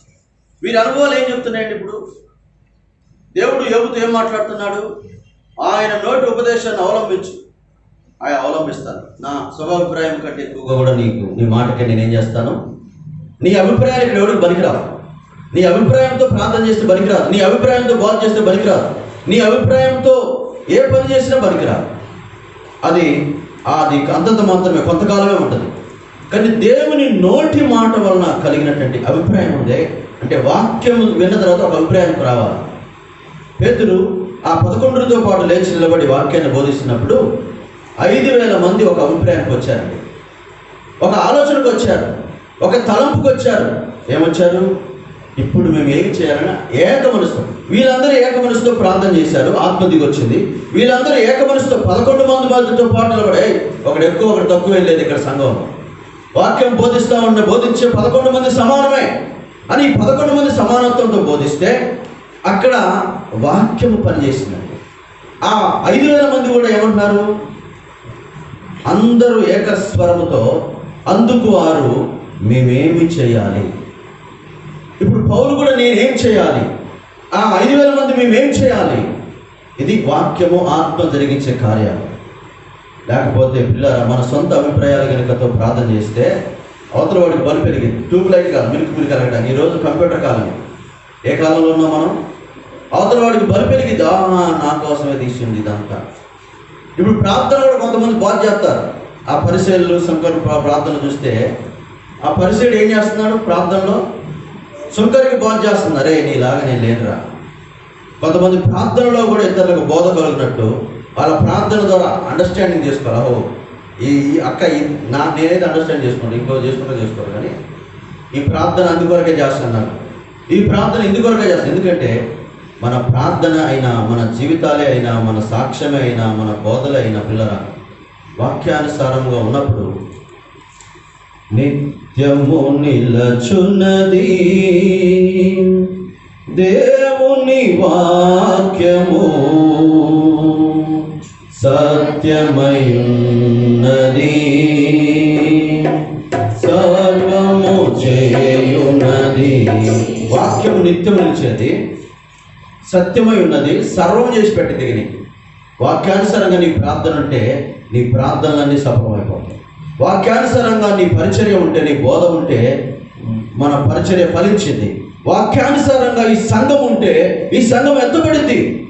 కాబట్టి ప్రియమైనటువంటి వాళ్ళరా, భక్తులు చెప్తున్నారు నా కాలు జారలేదు. ఎందుకు? ఆయన నోటి మాటలే నా స్వ అభిప్రాయాల కంటే ఎక్కువ. మీ అభిప్రాయాలు ఎలా ఉన్నాయో నాకు తెలియదు, మీ ఆలోచనలు ఎలా ఉన్నాయో తెలియదు, మీ తలంపులు ఎలా ఉన్నాయో తెలియదు. దేవుడికి ఏది తెలుసు. నువ్వు ఏ హృదయంతో వచ్చావో నువ్వు దేవుడికి తెలుసు. కొన్ని విషయాలు ఇంకా ముందు చెప్తాను. కాబట్టి ఇప్పుడు మన హృదయాలను ఖాళీ చేసుకుందాం. మన హృదయాలు ఏం చేసుకోవాలా? నువ్వు ఏం ప్రార్థన చేసుకుందాం అనుకున్నా అది కూడా పక్కన పెట్టు. నువ్వు ఇప్పుడు ఏం వింటున్నావో, ఇప్పుడు నువ్వు విన్న మాటలే నీ హృదయం ఏమవ్వాలా? నిండాలి. మత్తయి సువార్తలో 12వ అధ్యాయంలో 34 వచ్చిన ఏంటంటే హృదయం నిండి ఉన్నదాన్ని బట్టి కదా నోరు మాట్లాడేది. నిండకుండానే మాట్లాడదాం. మనం చెప్పండి. అంటే నువ్వు నింపుకొని వచ్చింది నీ మాట్లాడదు కుదరదు. అదేమైపోయింది? ఫిల్టర్ చేయబడుతుంది. నీ ప్రార్థన కూడా ఫిల్టర్ చేయబడింది, వాటర్ ఫిల్టర్ చేయబడినట్టు. నీ ఆరాధన ఫిల్టర్ చేయబడింది, నీ పరిచర్య వాక్యము ఫిల్టర్ చేయబడింది. కాబట్టి ప్రియమైనటువంటి వాళ్ళారా, మన యొక్క హృదయాలను ఖాళీ చేసుకుందాం. దేవుని సన్నిధికి వచ్చినప్పుడల్లా యథార్థమైన హృదయంతో వచ్చుతామే, అది ఖాళీ హృదయం. అలాగే రావాలని బైబిల్ సెలవిస్తుంది. ఎబ్రీ పత్రిక 10:24 ప్రకారం యథార్థం ఉందనుకో లోపల ఏం లేదుగా. నేను దేవుడిని ఎలా పుట్టించాడు అంటే ఎవడుంటాడు? యథార్థంగా పుట్టినవాడు ఉంటాడు. దేవుడు యథార్థవంతులుగా పుట్టించాడు. కాబట్టి ఇప్పుడు పుట్టినవాడు యథార్థవంతులుగా పుట్టాడు. కాబట్టి యథార్థ హృదయంతో దేవుని సన్నిధానానికి వచ్చినట్లయితే, ఇప్పుడు ప్రభు మాట విన్నట్లయితే, ప్రభు మాటలు మన హృదయంలో నింపుకున్నట్లయితే ఆ నిండి ఉన్న మాటలు మన జీవితాలకు మేలు చేస్తాయి. కాబట్టి మరొక వాక్యం చదువుకుందాం. ద్వితీయోపదేశకాండము 13వ అధ్యాయము 3వ వచనం. ఇలా 13వ అధ్యాయం 3వ వచనం. అతడు నీతో చెప్పిన సూచక్రియ కానీ మహత్కార్యము కానీ సంభవించను. ఆ ప్రవక్తల మాటలను కనువారి మాటలు వినకూడదు. ఎలైనగా మీరు మీ దేవుడిని యెహోవా నువ్వు మీ పూర్ణ హృదయంతోనూ మీ పూర్ణాత్మతోనూ ప్రేమించుచున్నారో లేదో తెలుసుకున్నటకు మీ దేవుడైన యెహోవా మిమ్మల్ని పరీక్షించుచున్నాడు. కలల దర్శనాలు ఇవ్వద్దాడు. ఇప్పుడు అసలు మీరు మీ పూర్ణ హృదయంతో ప్రేమిస్తున్నారో ప్రేమించట్లేదో, లేక మీ హృదయం తలంపులతో వస్తున్నారో ఆలోచనలతో వస్తున్నారో లేదో తెలుసుకోవడానికి ఆయన మిమ్మల్ని పరీక్షిస్తున్నాడట. మన అభిప్రాయాలు పరీక్షిస్తున్నాడు, మన ఆలోచనలు పరీక్షిస్తున్నాడు, మన తలంపులు పరీక్షిస్తున్నాడు. మనం ఏ హృదయంతో ప్రేమిస్తున్నాం, పూర్ణ హృదయంతో పూర్ణాత్మతో ప్రేమిస్తున్నారో లేదో పరీక్షించే దేవుడు. పరీక్షలో ఏమండి మీరు ఆలోచించండి. మా పిల్లోడు పేపర్లు దిద్దారు అంటే నా గుర్తులేవు కాబట్టి ఇప్పుడు వాడి గురించి చెప్తాను. పరీక్ష రాసినప్పుడు ఆ బిట్స్ ఉంటాయండి, అవి సి అని పెడితే సి అయితే రైట్ అయితే ఓకే, డి అని పెట్టింది అనుకోండి వెంటనే ఎట్లా ఏం చేస్తుంది, చిన్న అక్షరమే అక్కడ తప్పిపోయింది అంతా, సికి బదులు డి పెట్టాడు ఆడు. అక్కడ మేడం ఏం చేస్తుందంటే పెన్ను తీసుకొని ఇంటూ మార్కు పెట్టింది. ఎందుకు? సరైన ఆన్సరు కాదని. కాబట్టి ఇప్పుడు పరీక్షిస్తున్నాడు దేవుడు. ఏ హృదయంతో వచ్చారు? వాక్యానుసారం హృదయంతో వచ్చారు, రైట్. ఇలా ప్రార్థనలకు ఈరోజు నేనేం చేయాలా? జకరియా ప్రార్థించడానికి నీకు వంతు వచ్చింది. ఆయన వంతులు ఆయన నిలబడి ఏం చేశాడు? ధూపవేదిక మీదకి వెళ్ళి పరిచయం చేసి ప్రజల నిమిత్తమై ఆరాధన చేసి పరిచయం చేసి ప్రార్థన చేసి వచ్చినప్పుడు ఆ దేవాలయంలోకి దేవుని దూత వచ్చింది. ఆయన ఉన్నటువంటి స్థలంలోకి దేవుని దూత వచ్చింది. జకరియా నీ ప్రార్థనకు జవాబు వచ్చింది, తీసుకొని వచ్చారు. ఉదయకాలం నా దినపాఠంలో కూడా దానియేలుతో మాట్లాడుతుంది గబ్రియేలు దూత, నీకు శుభము కలుగును గాక, ధైర్యం తెచ్చుకో, నీకు శుభం కలుగును గాక. ఎందుకు? నీ ప్రార్థన నేను విన్నాను, నువ్వు ప్రారంభించిన దినంలోంచే నేను విన్నాను. ఎప్పుడైతే ఒక అంశం కొరకు, ఒక అక్కర కొరకు, ఒక బాధ కొరకు, ఒక సమస్య కొరకు, ఒక విడుదల కొరకు మనం ప్రార్థించడం ప్రారంభిస్తామో ఏ హృదయంతో? దానియేలు లాంటి హృదయంతో. దానియేలుకు భారభరితమైనటువంటి హృదయం ఉందండి. ఎందుకు? అయ్యా ఇర్మీయా ద్వారా మీరు సెలవిచ్చిన మాట నెరవేర్చే దినాలు రాబోతున్నాయి. 70 సంవత్సరాలు మేము బానిసత్వంలో ఉన్నాం. ఇప్పుడు ఆ ఇర్మీయా ప్రవక్త సెలవిచ్చాడు 70 ఏళ్ల తర్వాత మరలా విడుదల పొందుతామని. ఉన్నదా మాకు విడుదల? ఉందా మాకు నమ్మిక? ఉందా మాకు నిరీక్షణ? చేస్తారా అటువంటి అద్భుతమని ఆయన 21 దినాలు 3 వారాలు ప్రార్థన చేయడానికి ఇష్టపడుతూ వచ్చాడు. ఆ ప్రార్థనకు జవాబిడానికి గబ్రియేలు రాబోతామంటే సాతాను గడికి ఒప్పుకుంటాడు. వాడు అడ్డుపడ్డాడు. మొత్తం మీద ఆ దూత జయించి ఇప్పుడు ఈ బలహీనుడైనటువంటి దానియేలు నిలబడటానికి కూడా ఓపిక లేదు, మాట రావడానికి భయపడుతున్నాడు, మాట రాలేదు. అటువంటి వ్యక్తి దగ్గరకు వచ్చి దూత భయపడకము, నీకు శుభము కలుగునుగా. ఏ బాధ కొరకైతే, ఏ విడుదల కొరకైతే, ఏ విమోచన కొరకైతే, ఏ రక్షణ కొరకైతే నువ్వు ప్రార్థన చేయడానికి ప్రారంభించావో ఆ ప్రార్థన ఆనాడే వినడానికి వస్తుంది దూత. అయితే కొన్ని దుష్ట శక్తులు అడ్డుకుంటా ఉన్నాయి. మనకు అంత సీన్ ఉంటుందంటారా? మనం ప్రార్థన చేస్తుంటే దురాత్మలు వచ్చి అడ్డుకునేంత ఉంటుందంటారా? యథార్థవంతులు చేస్తూ ఉంటే అడ్డుకుంటారు. సరే, మొత్తం మీద అయితే పిల్లరా ఆ ప్రార్థనకు జవాబు ఇవ్వడానికి 21 దినాల తర్వాత దూత వచ్చింది. నీకు శుభం అంటే ముందున్న దినాలు నీకు ఏం జరగబోతుంది? శుభం అంటే మంచి జరుగును కాక అని అర్థం. మంచి జరగబోతుంది. పెళ్ళికి కాదు శుభం కార్డు పడేది, మన జీవితాలకు పడాలి శుభం కార్డు. పెళ్ళి అనేది అది సెకండరీ పర్సన్, అది రెండోది మన జీవితంలో. ప్రాముఖ్యం ఏంటంటే నీ జీవితంలో పరిపూర్ణతలోకి రావడం. అందుకనే పౌలు అంటాడు, పెళ్లి కాని వారు ప్రభుని ఎలాగ సంతోషపెట్టాలన్నా అనే కార్యాల విషయమే దృష్టి పెట్టండి. అప్పుడు మీ జీవితాల్లో ప్రభుని సంతోషపెట్టినప్పుడు ప్రభు మీకు సంతోషం కలిగించే కార్యాలు చేస్తారు. ప్రభుని సంతోషపెట్టలేక ఇటు నీ హృదయంలో సంతోషం లేక 2 తలుపుల మధ్య విరుక్కుంటే నీ హృదయం పరీక్షించినప్పుడు నీ ఆలోచన సగమేమో అవతల వ్యక్తి మీద ఉంది, సగమేమో నా మీద ఉంది. నీ ఆలోచన అవతల కార్యం మీద ఉంది, సగమేమో నా మీద ఉంది. కాదు ప్రభు, నీకు అప్పగించుకుంటున్నాను, నీకు సంపూర్ణ హృదయంతో లోబడుతున్నాను, ముందు నిన్ను నా పూర్ణ హృదయంతో ప్రేమిస్తున్నానని, నీకంటే ఎక్కువ నాకు ఎవరు లేరు అని చెప్పడానికి. వాళ్ళు ఎవరైనా సరే, తల్లిదండ్రులే, బంధువులే, తాతలే, ముత్తాతలే, అమ్మలే, ఇంకెవరైనా సరే, వారందరినీ పక్కన పెట్టేసి, మన ముందున్న వ్యక్తులందరినీ పక్కన పెట్టేసి పూర్ణ హృదయంతో ఆయన సన్నిధికి వచ్చినప్పుడు, ఆయన సన్నిధిలో మన హృదయమును కుమ్మరించినప్పుడు, మనం ప్రార్థన చేసినప్పుడు జవాబు కొరకే దూతలను పంపిస్తారు. జకరియా ప్రార్థనకు జవాబు వచ్చింది. అంతకాలం ఎందుకు రాలేదు? ఆ హృదయంతో రాలేదు. దానియేలు ప్రార్థనకు జవాబు వచ్చింది. కాబట్టి అన్నా ప్రార్థనకు జవాబు వచ్చింది. నా ప్రియమైనటువంటి వాళ్ళారా, మన ప్రార్థనలకు జవాబులు రావాలంటే మనల్ని పరీక్షిస్తున్నాడు దేవుడు. పూర్ణ హృదయంతో వస్తే, పూర్ణ ఆత్మతో వస్తే, నన్ను ప్రేమిస్తూ వస్తే జవాబిస్తాను. లేకపోతే ఎంతకాలంలో ప్రార్థన చేయి. అన్నలాగా రావడం, ఏడ్చుకుంటూ పోవడం, ఏడుకోవడం మొఖాలు తప్ప సంతోషంతో పోయే మొఖాలు మన ఇక్కడ ఉండవు. ఏడుపుకొట్టు మొఖాలు ఎంతకాలం ఉంచుకుందాం? ఇంట్లో ఒక పూట ఏడిస్తేనే ఎందుకని ఏడుపుకొట్టు మొఖం ఆపరా, అదేం చెప్పుగా అట్లా అనే పరిస్థితులు వస్తాయి. కాబట్టి ప్రిమిటెంట్ వల్ల మనం ఇక్కడి నుంచి యెషయా గ్రంథం 55:12 సంతోషముతో బయలుదేరి వెళ్ళాలి. సమాధానం పొందుకొని, ప్రభువా నా హృదయంలో నీ మాటలే సమాధానం. ఆ మాటలే నీ హృదయానికి సంతోషం, సమాధానం కలుగు చేస్తాయి. కాబట్టి ఆయన నోటి మాటలు నీ హృదయంలో ఉంచితే నువ్వు పూర్ణ హృదయంతో ఆయన్ని ప్రేమించడానికి సిద్ధపడతావు. పూర్ణ హృదయంతో ఆయన్ని ప్రేమించి ఆయన సన్నిధిలో ప్రార్థిస్తే ఆ ప్రార్థనలకు జవాబు ఉంటుంది అన్న సంగతి వాస్తవం.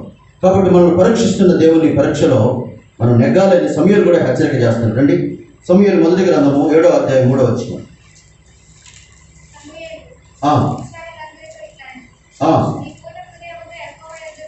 మీ పూర్ణ హృదయంతో యెహోవా యొద్దకు మీరు మలుకొనేడలా అన్ని దేవతలను, ఆస్తరోతు దేవతలను మీ మధ్య నుండి తీసివేసి పట్టుదల కలిగి యెహోవా తట్టు మీ హృదయమును త్రిప్పి ఆయన్ని సేవించుడి.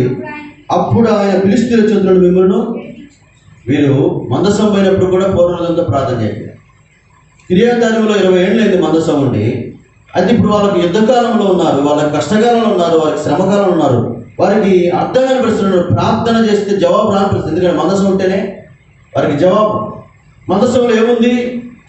నేను నీకిచ్చు ఆ శాసనములు మందసములో ఉండవలను అని లేవియకాండంలో సెలవిచ్చాడు వేరే అర్థం. కాబట్టి ఆ శాసనాలు ఏంటి? వాక్యం. వాక్యము మీ వద్ద లేకుండా మీరు దేవుడితో తిరగలరా? దేవుడిలో ఉండగలరా? దేవుడు మీ పక్షంలో ఏదైనా చేయగలరా? దేవుడు మీ కార్యములను సఫలపరచగలడా? లేదు లేదు అని మీ దేవతలను తీసిపోరాయండి. వాక్యం లేదు కాబట్టి ఇప్పుడు వీళ్ళ దగ్గర ఏమన్నాయండి? ఏముంది చెప్పండి? అన్ని దేవతలు ఉన్నాయి కాబట్టి మీ మధ్య నుండి వాటిని తీసిపోరాయండి. యాకోబు కూడా ఒక రోజున అన్నాడు, మీ మధ్య ఉన్నటువంటి అన్ని దేవతలను తీసిపోరాయండి, మీ వస్త్రాలను శుష్పరచుకోండి, మిమ్మల్ని మీరే శుష్పరచుకొని మనం బేతేలుకు వెళ్తున్నాం. అక్కడ నా శ్రమదినం ఉత్తరం ఇచ్చిన దేవుడు ఉన్నాడు. అక్కడికి వెళ్తే మీ ఇష్టం వచ్చినట్టు కుదరదు. అక్కడ ఆషామాషి దేవుడు కాదు ఆయన. అది భయంకరమైన స్థలం, అది దైవ ప్రత్యక్షత కలిగిన స్థలం.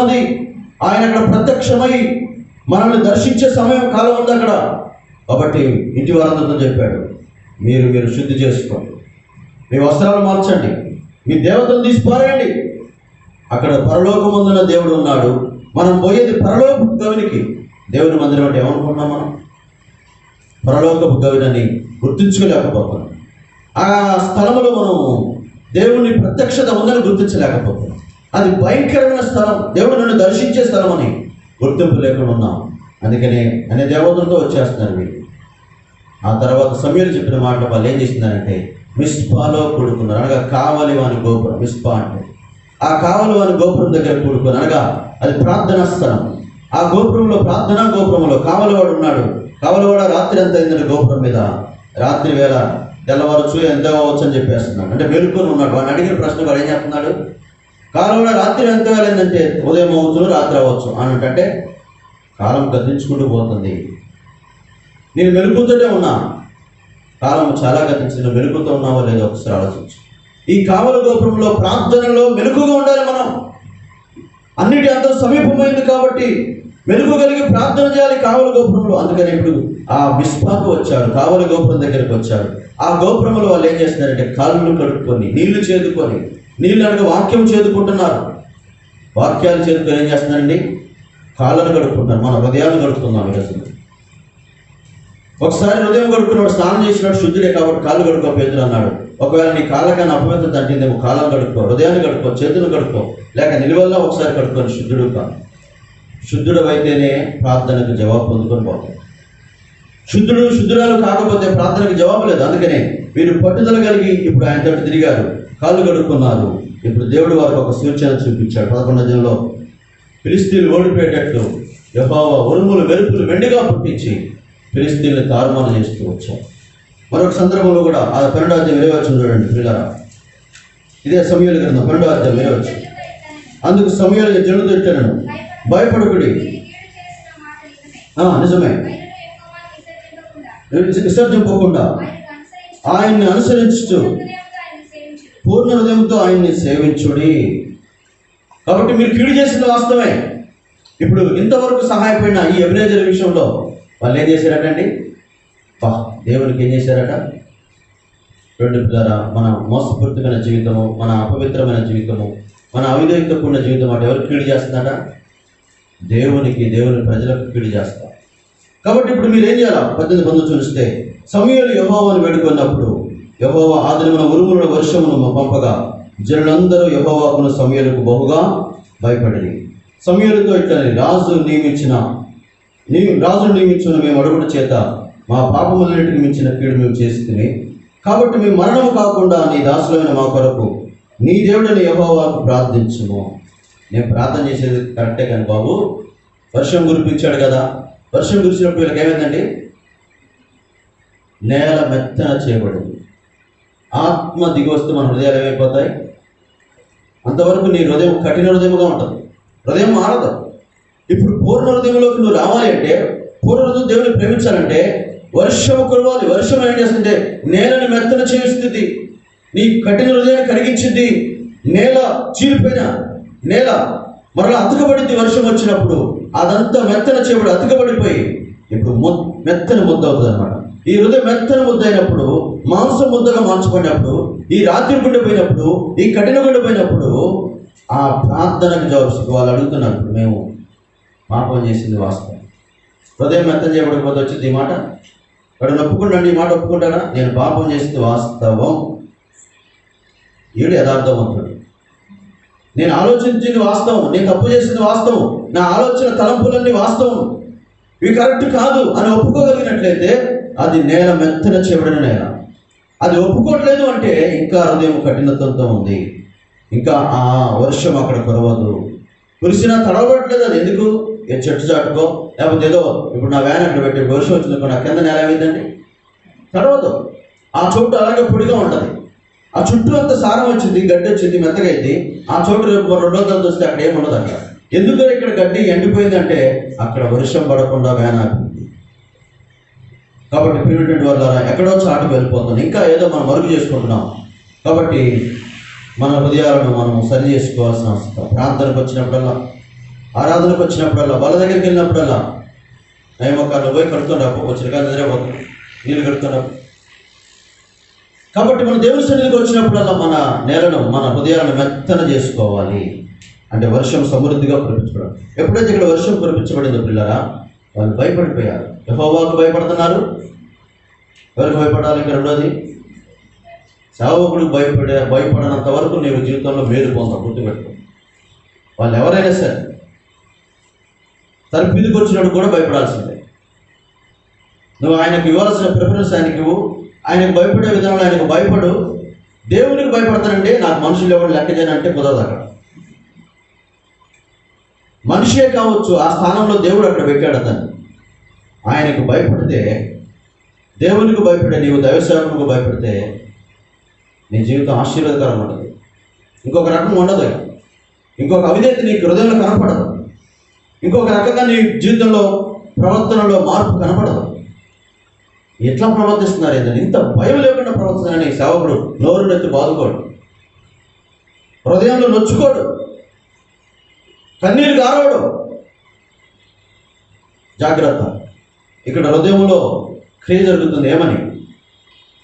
వర్షము మెత్తన చేస్తూ ఉంది. ఆ నేల మెత్తన చేయబడినప్పుడు, ఆ హృదయం మెత్తన చేయబడినప్పుడు వారు భయపడి ఆ ఉరుములు మెరుపు, ఎందుకంటే ఇంతకుముందు ఉరుములు వచ్చింది, ఇప్పుడు ఏమొచ్చింది? ఈ అధ్యాయంలో 12 వర్షం వచ్చింది, ఉరుములు మెరుపుతో కూడా వర్షం వచ్చింది. ఇప్పుడు తడవబడ్డారు ఆ జల్లులతో. తొలకరి వర్షపు జల్లుల్లో చిగురించింది. కాబట్టి ఆనాడు ప్రతివానికి దైవభయం కలిగిందట. అపొస్తలుల కార్యాలు మీరు చూస్తే వాళ్ళని చూసే వాళ్ళు కూడా భయపడుతున్నారు. బయట వాళ్ళు కూడా ఏమైనా అందామంటే అన్నిలు కూడా ఏమవుతున్నారండి? భయపడుతున్నారు. చెరసాల్లో వేసే అధికారం ఉంది, కానీ ఆ నామమును బట్టి బోధించమాకండి కొట్టి పంపించేస్తాడు. మళ్ళీ పోనీ అంటున్నారు. ఏమైందో పేతురుని తీర్పు తీర్చినప్పుడు, ఇదిగో మనకు అధికారం లేదా? ఏం నేరం చేశాడు? ఏం జనాలు గుమ్ముకుడిచినట్టు ఏం లేదు కదా. ఈ అల్లరిని గురించి కనుక పట్టణంలో తెలిస్తే ఇద్దరు శిక్ష వేయడానికి కారణమైనటువంటి పాపం మేము చేయలేదు, కాబట్టి దీని నిమిత్తం నేను విచారణలోకి వస్తానని ఆ అధికారి భయపడిపోతూ వచ్చిన అలెక్స్ చెరసాలలో రహస్యంగా పిలిపించుకొని ఆ దైవజనుడి మాటలు విన్నాడండి. కానీ నాడు సంఘాల్లో కూర్చున్న విశ్వాసాలకు దైవ సేవకులు అంటే భయం లేకుండా పోతుందంటే ఇంతకన్నా ఆత్మీయ క్షీణత ఇంకొకటి లేదు, ఇంతకన్నా దిగజారిపోయిన స్థితి ఇంకోటి లేదు, ఇంతకన్నా ఆత్మీయ అంధత్వం ఇంకోటి లేదు. మీ జీవితాలలో మీ హృదయాలు ఎలా ఉన్నాయో ఒకసారి ఆలోచించండి. ఒకవేళ మాలాంటి వాళ్ళు ఆయన పాపాలు కనపడ్డాయా? ప్రార్థన చేయండి. 141 కీర్తనలో 5వ వచనంలో ఉంది, 4వ వచనం 5వ వచనంలో, నీతిమంతులు నన్ను కొట్టుడా, నన్ను తిట్టుడా, ఉపకారం, తైలాభిషేకం, వారి దుష్క్రియలు చూచి నేను తప్పక ప్రార్థన చేస్తాను. మేము కూడా ఏ క్రియలు చేసే అవకాశం ఉందో ఒకసారి చెప్పండి. మంచి పనులు చేద్దామా? మంచి పనులు చేయము. ఇప్పుడు గద్దెత్తాం, ఒక అమ్మని గద్దెత్తాం, అమ్మగా మంచిది కాదు అది. ఇప్పుడు అమ్మ ఏం చేయాలి? ఆయన గద్దెస్తాం, ఆయనకు మంచిది కాదు అది. అప్పుడు ఆయన ఏం చేయాలా? ప్రభువా అనవసరంగా గద్దెచ్చాడు మీ దాసు, నేనేం చేయలేదు, ఆయన ఇంకొకరు చేసింది, నన్ను అపార్థం చేసుకో. ఆ ప్రార్థన చేయి. నా మనోనేత్రం తెరుతాడు, పడే కదా, నేత్రాలు చక్కగా తెరుతాడు. బిలాం, గుడ్డితనంతో ఉన్నాను, ఎవరు బోధ చేయాలని ఇప్పుడు? నేను బోధ చేస్తే ఎక్కిద్దా బిలాంకి? నేను చేస్తే ఎక్కిద్దా? ఎవరు చేస్తే ఎక్కిద్దండి? అది గాడిద చేస్తే ఎక్కింది కాబట్టి గాడిదతో చెప్పిస్తాడు ఈ గాడిదలకు. కాబట్టి పీరియడ్ వల్ల ఒకవేళ మాలో ఏమైనా బలహీనతలు ఉంటే దైవ సేవకులకు బలహీనతను బట్టి ఎందుకు భయపడాలనుకోకుండా మా కొరకు ప్రార్థన చేయండి. మా బలహీనత తొందరగా బయటపడింది, ప్రభు గద్దిస్తాడు, మేము సరి చేసుకుంటాం. ఎందుకంటే మేము మానవులమే అన్న సంగతి గుర్తుపెట్టాం. మానవ మాత్రంగా కొన్ని తప్పిదములు బలహీనతలు చేసి యథార్థవంతులమై హృదయానుసారణమై ఈ పరిచయం చేయవలసిన అవసరం మాకుంది. ఒకటి పడుటను నిలబట్టని యజమాని పని. మేము ఎందుకు పడిపోతారో బాబు అంటే మా నిర్లక్ష్యంలో పడిపోతాం. ఎందుకు పడిపోతాం అంటే అతిశయం వల్ల పడిపోతాం. ఎందుకు పడిపోతాం అంటే ప్రార్థన లేని వల్ల పడిపోతాం. ఏదో కారణాలు ఉంటాయి, సంథింగ్ శరీరమే కాబట్టి ఇది. ఆ కారణాల చేత పడిపోయినప్పుడు భయపడాల్సిన అవసరమా అనుకోకుండా భయపడినట్లయితే పిల్లల దేవుడు మీ జీవితాల్లో కార్యం జరిగిస్తారు. ఇక ముందుకెళ్ళినట్లయితే ఈ పరీక్షలో మనం ఏం చేయాలా? పూర్ణ హృదయంతో ఆయన్ని ప్రేమించడం నేర్చుకోవాలి. ఎందుకో తెలుసండి, మన దేవుడు మన హృదయాన్ని పరిశీలిస్తున్నాడు. రండి కీర్తనలో చూసినట్లయితే 7వ కీర్తన 9వ వచనం ఒకసారి చదవండి. హృదయములను అంతరింద్రియములను పరిశీలించు నీతి గల దేవా. చాలు, ఎవరండి ఈయన? హృదయాలను అంతరింద్రియాలను పరిశీలించే నీతి గల దేవుడు. హృదయం పరిశీలిస్తున్నాడు. పూర్ణ హృదయంతో వచ్చాడా? పూర్ణ హృదయంతో రాలేదా? అంతరింద్రియాల ఆలోచనలు పరీక్షిస్తున్నాడు. ఏ ఆలోచనతో వచ్చాడు ప్రార్థన? ఈ నీతి గల దేవుడు ఎవరిని పరిశీలిస్తున్నాడు? నీతిమంతుల్నే పరిశీలిస్తాడు. ప్రభు కన్నులు, పేతురు రాసిన మొదటి పత్రిక 3వ అధ్యాయం 10వ వచనం, ప్రభు కన్నులు నీతిమంతుల మీదను ఆయన చెవులు వారి ప్రార్థనల వైపు ఒగ్గి ఉన్నవి. మన ప్రార్థనలకు చెవి ఎక్కే దేవుడు. నీతిమంతులు వస్తే వాళ్ళ మీద కనుదృష్టి పెట్టే దేవుడు. ఒక్కళ్ళు వచ్చినా 100 మంది వచ్చినా. ఇప్పుడు ఆ నీతిమంతుల మీద ఏం చేశాడండి? కనుదృష్టి పెట్టాడు. దేవాలయంలోకి వచ్చిన వారి మీద కనుదృష్టి పెట్టాడు. కానుకలు ఎవరైనా చేస్తున్నారు, ఆరాధనలు ఎవరైనా చేస్తున్నారు, ప్రార్థనలు ఎవరైనా చేస్తున్నారు పరిశీలించట్లేదు దేవుడు. మా లూకాసు వార్త 2వ అధ్యాయంలో ధనవంతులు వచ్చారండి. అబ్బో వేసేసారు, కట్టలు పెట్టబెట్టలాడి. ఒక లేకపోతే శాలరీలో మొట్టమొదటి కట్టలు తీసుకొచ్చి వేసి ఉంటారు. ఆ వేసిన కట్టల్లో పిల్లరా పెట్టబెట్టలాడే ఉండొచ్చు. మంచిదే, వాళ్ళు కలిగిన దశంభాగాలు వేశారు, వెళ్ళిపోయారు. ఆ తర్వాత పిల్లరా ఒక బీద విధురాలు వచ్చింది, 2 కాసులు వేసింది. అక్కడ ఆమె గురించి ఏం రాయబడి వచ్చింది?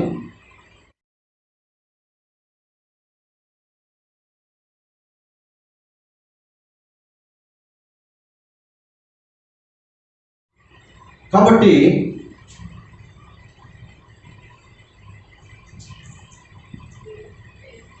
దేవుడు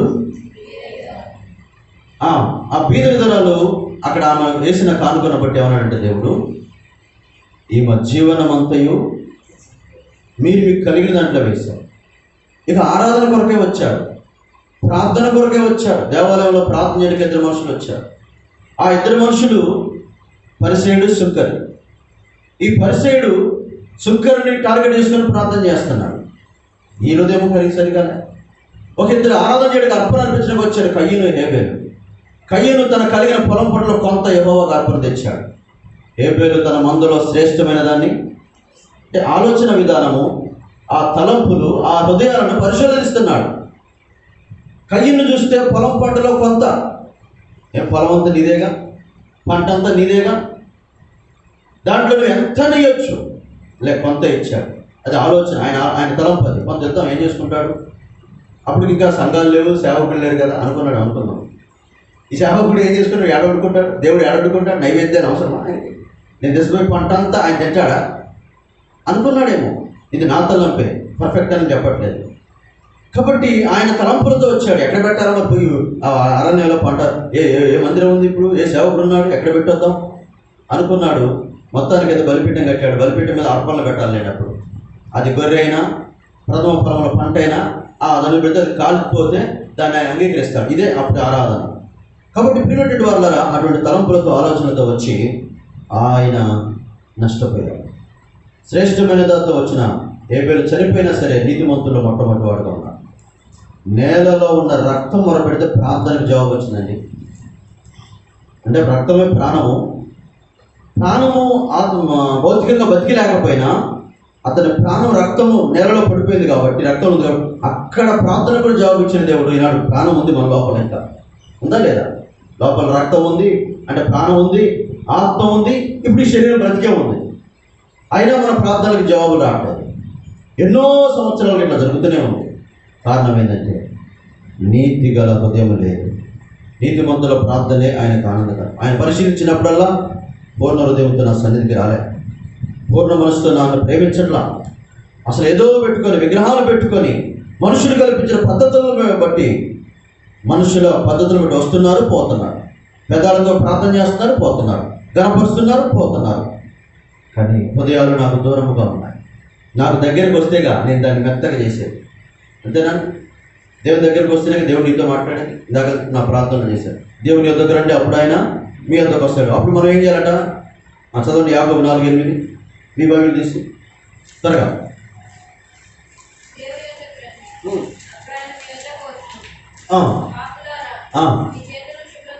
మీ చేతులు శుభ్రం చేసుకోండి, దిమనస్కులారా. హృదయాలు ఏం కావాలి? ఇప్పుడు దేవుని ఎందుకు రమ్మన్నాడు. వచ్చినప్పుడు ఏం చేయాలండి? వాక్యంతో పడుకోవాలి. ప్రభువా నిజమే, నాలో పూర్ణ హృదయం లేదు నాయన, నేను సగం హృదయంతో వచ్చా. పనికి పోదాం అనుకోని కూడా సర్లే ఒక వారం వేద్దాం అనుకుని వచ్చా. ఏదో తలంపులతో వచ్చా, ఏదో బాధతో వచ్చా, ఏదో విచారంతో వచ్చా, ఇంకేదో అడుగుదాం నీ సన్నిధిలో అనుకొని వచ్చా. వద్దు నాయన, నీ మాటలు వింటాను, ఇప్పుడు వింటున్నాను, నాతో మాట్లాడుతున్నావు, నీ వాక్యానుసారంగానే ప్రార్థన చేస్తాను. ఇలా ప్రార్థన చేసి చూడండి. ఇప్పటి నుంచి కొంచెం మార్చండి ప్రార్థనలు. ఏదైతే హృదయంలో పడుతుందో వాక్యము, ఆ వాక్యానుసారంగా ప్రార్థన చేద్దాం చూడండి. మనం ఇప్పుడు జవాబులు నిన్ను వెతుక్కుంటూ వస్తాయి. నీ పేరు పెట్టి పిలుస్తాడు దొంగ వచ్చి, నీ ప్రార్థనకు జవాబు వచ్చింది, శుభం. ఎంత మంచి మాట్లాడేది. జకర్యా నీ ప్రార్థన వినబడింది, నీ భార్య గర్భవతైంది, పో. మొండి ప్రార్థనలకు జవాబులు రావు. పిల్లలు లేని వాళ్ళకు పిల్లలు కొట్టరు, కోర్టు కేసులు పోవండి. నువ్వు ఎంతో కాలం చేస్తున్న నీ ప్రార్థన, నీ భవిష్యత్తు, నీ యొక్క ఉద్యోగం, వివాహం, ఇవన్నీ జరగవు. మనం బలవంతంగా బలం అని బెదిరించుకొని చేయాలా? మన ప్రార్థనలకు బెదిరించుకొని మనం చేసుకునేది బలవంతంగా కార్యాలు. లేకపోతే ఉరిపోసుకొని అమ్మో సచ్చి అట్టా సచ్చి తింట సచ్చి ఉరిపోసుకుని వేస్తే నరకానికి అట్టపోతుంది. బతికుండి కొంచెం వాక్యని మళ్ళీ ఆత్మీయంగా బతికామనుకో, వాడు కాబట్టి ఇంకోటి దొరుకుతుంది, అది కాబట్టి ఇంకోటి దొరికింది. ఆత్మీయంగా చేస్తే రెండు పోతుంది. అందుకని 2 మరణాలు ఉండే 2 జనాలను గుర్తుపెట్టుకోవాలి. ఆత్మీయంగా తిరిగి జన్మించామనుకోండి, ఇప్పుడు పుట్టాము, తిరిగి జన్మించాలి. అప్పుడు 2 మరణాల్లో 2వ మరణం ఉంది ఒకటి. ఇది కడపటి మరణం, అగ్నిగంధకౌత మరణం ఉండవు, అది తప్పించుకుంటాం. తిరిగి జన్మించకుండా హృదయాలలో ఏదో ఉందనుకోండి, 2వ మరణాన్ని ఆహ్వానించింది. రామంతా నీకోసమే అగ్ని పాతాలకి ఏం లేదట, తృప్తి లేదు. అది నోరు తెలుసుకుని ఎందుకు చూస్తుంది? ఎప్పుడు పడతారా బాబు, నువ్వు పడు, మింగేస్తాను నిన్నని. కాబట్టి తృప్తి పడని పాతాళం ఎదురు చూస్తుంది. ఈ భూమి మీద మన కోరికలు మనం తృప్తిపరచకపోయినా పర్లేదు, కానీ దేవుణ్ణి తృప్తిపరచుతాం. అప్పుడు ఆశ గల ప్రాణాన్ని ఆయన ఏం చేస్తాడు? తృప్తిపరచు. కాబట్టి నీతి గల ఆ దేవుడు తన సన్నిధికి వచ్చే ప్రార్థన పరుల యొక్క, నీతిమంతుల యొక్క హృదయాలను పరిశీలిస్తున్నాడు. నా హృదయాన్ని పరిశీలించినప్పుడు రండి 17వ అధ్యాయం దావీదు అంటున్నాడు. 17వ అధ్యాయం పక్క పేజీలోనే 3వ వచనం. రాత్రి వేళ నీవు నన్ను దర్శించి నా హృదయం పరిశీలించితివి, నన్ను పరిశోధించితివి, నీవు ఏ దురాలోచనయు కానరాలేదు. చూడండి, అందుకే నేను దేవుని సన్నిధికి వచ్చినప్పుడట నీ మాట్లాడుతుండాలట కొద్దిగా ఉంచుకో. రాత్రి పూట నన్ను దర్శిస్తున్నావు, నా ఆలోచనలు, నా హృదయాలను, అంతరంధ్యాలను పరిశోధిస్తున్నావు. నీతిగల దేవుడు పరిశోధిస్తే దావీదు చెప్తున్నాడు స్టేట్మెంటు, నీకేమైనా దురాలోచన కలొచ్చిందా? ఏది కానరాలేదు. ఎందుకంటే నీ నోటి మాటలతో అతిక్రమం, హృదయం నిండిన కాబట్టి మాట్లాడుతుంది కదా నోటి మాటల్లో అతిక్రమం వస్తున్నాయంటే హృదయంలో ఏముందట? దేవుడి దాకా పోనక్కర్లా, ఈ హృదయంలో స్వార్థం ఉంది కాబట్టి అట్లా మాట్లాడుతున్నాండి. ఇవన్నీ స్వార్థపూరితమైన మాటలు ఇవన్నీ. మనం అంటామంటే ఒక్కొక్కరు అంటాం కదా, ఈ హృదయంలో పగ ఉంది కాబట్టి అట్లా మాట్లాడుతుందండి, ఈ హృదయంలో దురాలోచన ఉంది కాబట్టి అట్లా మాట్లాడుతున్నా అంటాం. ఇవన్నీ ఖాళీ అయిపోతే దేవుడు పరిశీలించినప్పుడు నోటి మాటలతో అతిక్రమం. మనం ఎంత నేర్చుకోవాలండి, ఎంత పరిపూర్ణతలోకి రావాలా? ఇదంతా వదిలిపెట్టి మన చెత్త చెదారంతో టైం పాస్ చేస్తున్నాం. సెల్లుతోటి, బంధువులతోటి, భార్యలతోటి, పిల్లలతోటి, ఆత్మీయులతోటి, ఆడతోటి. వాడు బాగున్నా ఎవడు బాగున్నా, నువ్వు బాగున్నావా? నీ హృదయంలో నీ హృదయం బాగుందా లేదా? ఆయన ప్రతి రాత్రి వస్తున్నాడు ఈ హృదయం వీడానికి. ఎట్లా పడుకునేటప్పుడు ఏదో ఆలోచన పడుకుంటాడు. మనం మీకా గ్రంథంలో 2వ అధ్యాయంలో ఉంది, మంచం మీద పడుకొని మోసపు క్రియలు యోచించే వారికి శ్రమ అంట. పడుకునేటప్పుడు కూడా ఆలోచన లేకుండా ఈ మధ్య స్టేటస్ లేడో పెట్టిండు, పడుకుంటున్నా కానీ నాకు నిద్ర అట్లా, ఎందుకంటే ఏదో తెలియని ఆలోచన అంట. వీడికి ఎందుకు అంత ఆలోచన? ఏం చేద్దావు నువ్వు? ఆలోచనలను మానుకోరాదు, తలంపులను మానుకోరాదు, ఉద్దేశాలను పక్కన పెట్టరాదు. ప్రార్థన చేయి, ప్రభువా ఈ రాత్రి పడుకుంటున్నాను, సుఖనిద్ర తెచ్చి దానికంటే ముందు నా హృదయాన్ని కడుగు. భక్సింగ్ గారి ప్రార్థన ఇదేనండి. అందుకనే ఆయన 1 hour ప్రార్థన నిద్రపోయినా, 8 hours నిద్రపోయినా ఆ దైవజనుడు 100 ఏళ్ళు బతికాడు. నాకు తెలిసి ఆయన ఎక్కువ నిద్రపోలేదు. నేను చదివిన సాక్ష్య ప్రకారం జర్నీలకు, పరిచర్యలకు, ప్రార్థనలకు ఎక్కువ సమయం గడిపాడు. రాత్రి మొగళ్ళు ఆయన ప్రార్థన చేశాడు ప్రభు వలె, పరిచర్య చేశాడు ప్రభు వలె. అందుకని ఇన్ని సంఘాలు కట్టబడ్డాయి. నిద్ర అనేది సుఖంగా రావాలండి, ఓ పొర్లితే వచ్చేది కాదు. అలా అలసిపోయి నువ్వు దేవుని పనిలో, పరిచర్యలో, వాక్య ధ్యానంలో ధ్యానం చేస్తూ కూడా మనసు మెడిటేషన్ వల్ల ఏమైతే తెలుసండి, ప్రశాంతంగా ఉంటుంది. ధ్యానం వల్ల హాయిగా నిలబడుతుంది. వాక్యం ఏం చేస్తుందంటే క్రొవ్వు మెదడు దొరికినట్లట దొరికింది మనకి, అప్పుడు ప్రశాంతంగా ఉంటుంది హృదయం. కాబట్టి పిల్లరా, మనము ఏ ఆలోచనతో మనం పడుకోక్కర్లేదు. ఒకరు అది దురాలోచన ఎందుకోండి, దేవుడు పరిశీలించినప్పుడట తన ప్రియులు నిద్రించుండగా ఆయన వారికి ఇచ్చున్నాడు. ఇవ్వండి, రాత్రి ఇప్పుడు వస్తాడు, దర్శిస్తాడు, నీకేం చేయడం? ఎందుకు నీకు ఈ ఆలోచన? నాకు చెప్పావు, దాన్ని ఏం చేయను? మనుషులను చేయండి, డిలేట్ ఆప్షన్.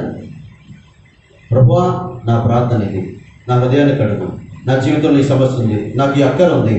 ఆ ప్రార్థన చేశావు, నెమ్మదితో ఏం చేయాలి? ఇప్పుడు దావీదు అంటాడు, 10,000 మంది నా మీదకి వచ్చిన నేను, ఎందుకు నువ్వు నాకు ఆధారం కావున నేను పడుకొని నిద్రపోయి మేలుకు. నెమ్మదితో పడుకుంటాడు. నెమ్మదిగా నిద్రపోవటం ఎందుకు? ఆలోచన నిద్రపట్టినట్టు ఆయన పరిశీలించినప్పుడల్లా. ఎందుకు నిద్రపట్టిందిరా నీకు? నీ హృదయంలో ఎంత పాపం పెట్టుకొని, ఎంత ఆలోచన పెట్టుకొని, ఇన్ని రకాల తలంపులు పెట్టుకొని నీకు ఎందుకు నెమ్మది ఉంటుంది? కాబట్టి మన హృదయాలు నీతిగల దేవుడు పరిశీలించినప్పుడు ఏ దురాలోచన కాని రాకుండా, ఏ దుష్ట తలంపులు కాని రాకుండా రాత్రి ప్రార్థనలో అప్పగించుకున్నాం. ప్రభువా నా అక్కర నీకు తెలుసు, నా అవసరత నీకు తెలుసు, నా తలంపులు నీకు తెలుసు, ఇవన్నీ నీ మూడ పెడుతున్నాను అని మనం పరిశీలించుకున్నప్పుడు దేవుడు మనకు సహాయపడతాడు. 40వ కీర్తన దావీదు తన హృదయాన్ని పరిశీలించుకుంటే ఏ దురాలోచన కారణం చేత 10వ వచనం 40వ కీర్తన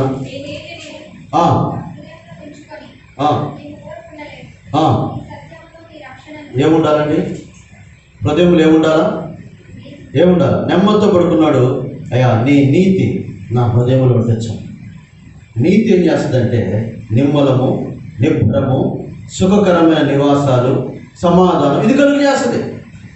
హృదయంలో నీతి లేకుండా దురాలోచనతో, దుర్నీతితో, అవిధేయతో, పాపముతో, ఇంకేదో బాధతో, విచారంతో, నువ్వు అనుకున్నది జరిగిద్దో జరగాలంటే తలంపులతో నిద్రపోయావు అనుకోండి, నెమ్మదిగా నిద్రపో, సమాధానకరంగా నిద్రపో, సుఖంగా అస్సలే నిద్రపో.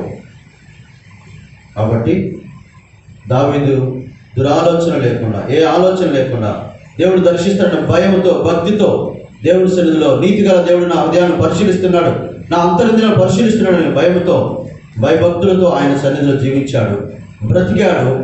ఆయన ఆ రీతిగా జీవించిన కారణం చేత అతని హృదయములో నీతి, రక్షణను గురించినటువంటి ఉత్సాహంతో ఉన్నాడు. అవి పెదాలతో ప్రకటిస్తున్నాడు. ఏ నీతి అయితే తను పొందుకున్నాడో, ఏ రక్షణ అయితే తను పొందుకున్నాడో, ఆ నీతిని, ఆ రక్షణ తన పెదవులతో ప్రకటించుచున్నాడు. ఆ కారణం చేత ఆయనకి ఏం జరిగింది? 103వ కీర్తనలోకి వద్దాం, ముగింపుకు వస్తున్నాం. 5వ వచనం.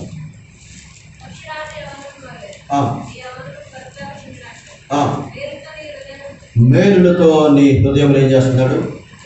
తృప్తిపరుచుతున్నాడు. పిల్లరా, దేవుడు నీ హృదయాన్ని ఏం చేస్తాడు? తృప్తిపరుస్తాడు. మేలులతో నీ హృదయాన్ని తృప్తిపరుస్తాడు. కాబట్టి మనం ఏం చేయాలంటే 119వ కీర్తన 2వ వచనం, 119వ కీర్తన 2వ వచనం. పూర్ణ హృదయంతో ఆయన్ని వెదకువారు ధన్యులు. ఆయన శాస్త్రములు గైకొనొచ్చు. వెతుకుతాం. దావీదు వెతికాడు, నా పూర్ణ హృదయంతో నేను వెతికితే, నా పూర్ణ హృదయంతో నేను ఆరాధిస్తాను, నా పూర్ణ హృదయంతో కృతజ్ఞత. ఈ రకంగా దావీదు కీర్తనలో ఎన్ని మాటలు ఉంటాయో. పూర్ణ హృదయంతో కృతజ్ఞతాస్తులు చెల్లించేది, ప్రార్థన చేసేది, వెతికేది, ఆరాధించేది. ఆసా వెతికాడు, యెహోషాపాతు వెతికాడు, హిజ్కియా వెతికాడు, దావీదు వెతికాడు. వారందరూ పూర్ణ హృదయాలతో వెతికారు కాబట్టి వీరు భక్తులుగా నిలబడ్డారు. వెతుకుడి మీకు దొరుకుతారు. పూర్ణ హృదయంతో కాకుండా దురాలోచనతో, ఇంకేదైనా ఆలోచనతో మనం వెతికడం వల్ల, మన సొంత తలంపుల వెతకడం వలన, దేవుణ్ణి సగ హృదయంతో ప్రేమించి వెతకడం వలన ఫలితం ఏమీ లేదు. దయచేసి నా మాటలు వినండి. ఇవి మన జీవితాలకు ఎంతో మేలుకరమైన మాటలు. నీ పూర్ణ హృదయం ఈరోజు ఇచ్చేనా అయ్యా, నీ శాసనాలు గైకొనొచ్చు. ఆ పూర్ణ హృదయంతో నేను వెతుకుతాను. వాక్యము గైకొనకుండా, వాక్యానుసారంగా కాకుండా నీ ప్రార్థన ఏదైనా సరే అది నీ జీవితంలో నెరవేర్చబడదు అని గుర్తుపెట్టుకో. అది ఎవరి ద్వారా కలిగిన ప్రేరేపణ అంటాడుగా దావీదు, ఇది మనుషుల ద్వారా కలిగిందా? ఆ ఆలోచన దేవుడు వ్యర్థం చేస్తాడు. అది నీకు దూరమునుగాక. దేవుడే నేను ప్రేరేపించాడా? నన్ను నైవేద్యంగా చేయి. మనుషుల ద్వారా మనుషులు ప్రేరేపించబడితే రేపు ఆ మనిషి నీతో పాటు కలకాలం ఉండడు. ఆ మనిషి నీ జీవితాన్ని, నీ భవిష్యత్తును, నీ ఆలోచన, నీకు వచ్చే బాధలన్నింటిలో ఆలోచన చెప్పలేడు. ఒక మనిషిని బట్టి కాదు, వాక్యాన్ని బట్టి హృదయాన్ని సిద్ధపరచుకుంటాడు. ఈ వాక్యం నీతో అబద్ధం ఆడదు. ఈ వాగ్దానం నీకు ఇచ్చినాడు అంటే 25 ఏళ్ళైనా సరే, 50 ఏళ్ళైనా సరే నువ్వు సత్యంలోకి నెరవేర్చండి. అంతటి ప్రభావం ఉంది ఈ వాక్యానికి. ఈ వాక్యానుసారంగా మన హృదయాలను గైకొని, పూర్ణ హృదయంతో ఆయన శాసనాలు గైకొని అనుసరిస్తే, పిల్లరా, ఆయన వెతికితే ఆయన మనకు ప్రత్యక్షమవుతాడు. ఇంకా వెతికాడట ఆయన. 11వ వచనం ఆయన అనుభవం చూడండి. 10వ వచనం. నా పూర్ణ హృదయంతో నేను వెతికి ఉన్నాను, నన్ను నీ ఆజ్ఞలను విడిచి తిరగనీయకుము. నీ ఎదుట పాపము చేయకున్నట్టు నా హృదయంలో నీ వాక్యము ఇచ్చుకోను. ఇటువంటి వారు కాబట్టి దావీదు ఎన్ని బలహీనతలు ఉన్నా, పతనాలు ఉన్నా దేవుడు హృదయానుసారుడుగా మార్చుకున్నాడు. ఇంగ్లీష్ బైబిల్లో ఆ మాట ఉంటుంది, హృదయానుసారుడు. తెలుగు బైబిల్లో ఇష్టానుసారుడు అని. రెండు ఒకే అర్థాలు ఇవ్వకపోయినా సందర్భం మాత్రం అదే. దేవునికి ఇష్టంగా బ్రతకాలంటే వాక్యమే. దేవుని హృదయానికి దగ్గరగా, అంటే హృదయానుసారుడు అంటే హృదయాన్ని అనుసరించడం. మనుషులను అనుసరించడంలో ఫలితం లేదు. భక్సింగ్ గారు అన్నాడు, నన్ను అనుసరించమాకండి, దేవుని వైపు చూడండి. ఒకే ఒక భక్సింగ్ గారు ఆయనకున్నాడు. నన్ను అనుకరించడం వల్ల అనుసరించడం ఫలితం ఏమీ లేదు. వాక్యాన్ని అనుసరిస్తే మీరు భక్సింగ్లు అవుతారు. అంతేనే కదండి. భక్సింగ్ గారు ఏం మాదిరి పెట్టుకున్నాడు? ప్రతి దానికి వాక్యమే. సందా పెట్టేలో సందా వేయటం కూడా వాక్యమే. ఏమంటే కూర్చున్న విధానం కూడా వాక్యమే. ప్రతిది వచ్చే విధానం, పోయే విధానం, వందనాలు చెప్పుకున్న విధానం, ప్రేమ ఇవన్నీ వాక్యమే. ఆయన ఏదైనా సంఘంలో ఈరోజు జరుగుతున్న పరిచయం ఉందనేది ఒకవేళ ఈ రోజున అలాంటి లేదంటే వాక్యానుసారంగా లేకపోతే ఆ పరిచయలో నష్టం. ఇవి లేవు, కొన్ని లేవు. ఇప్పుడు అవి నేను చెప్పను, నాకు టాపిక్ అది కాదు. అందుకని కొంత నిర్జీవిత కనబడతా ఉంది, అందుకని కోర్టులు ఎక్కుతా ఉన్నారు, అది వేరే విషయం. మన జీవితాల్లో కూడా వాక్యము లేకపోతే, మన హృదయంలో వాక్యం లేకపోతే పాపమే చేస్తాం. అందుకని హృదయంలో వాక్యం పెట్టుకొని ఆయన వెతికితే ఆయన ప్రత్యక్షం అవుతాడు. 2 ద్వితీయోపదేశకాండం 4వ అధ్యాయం 29వ వచనం. ద్వితీయోపదేశకాండం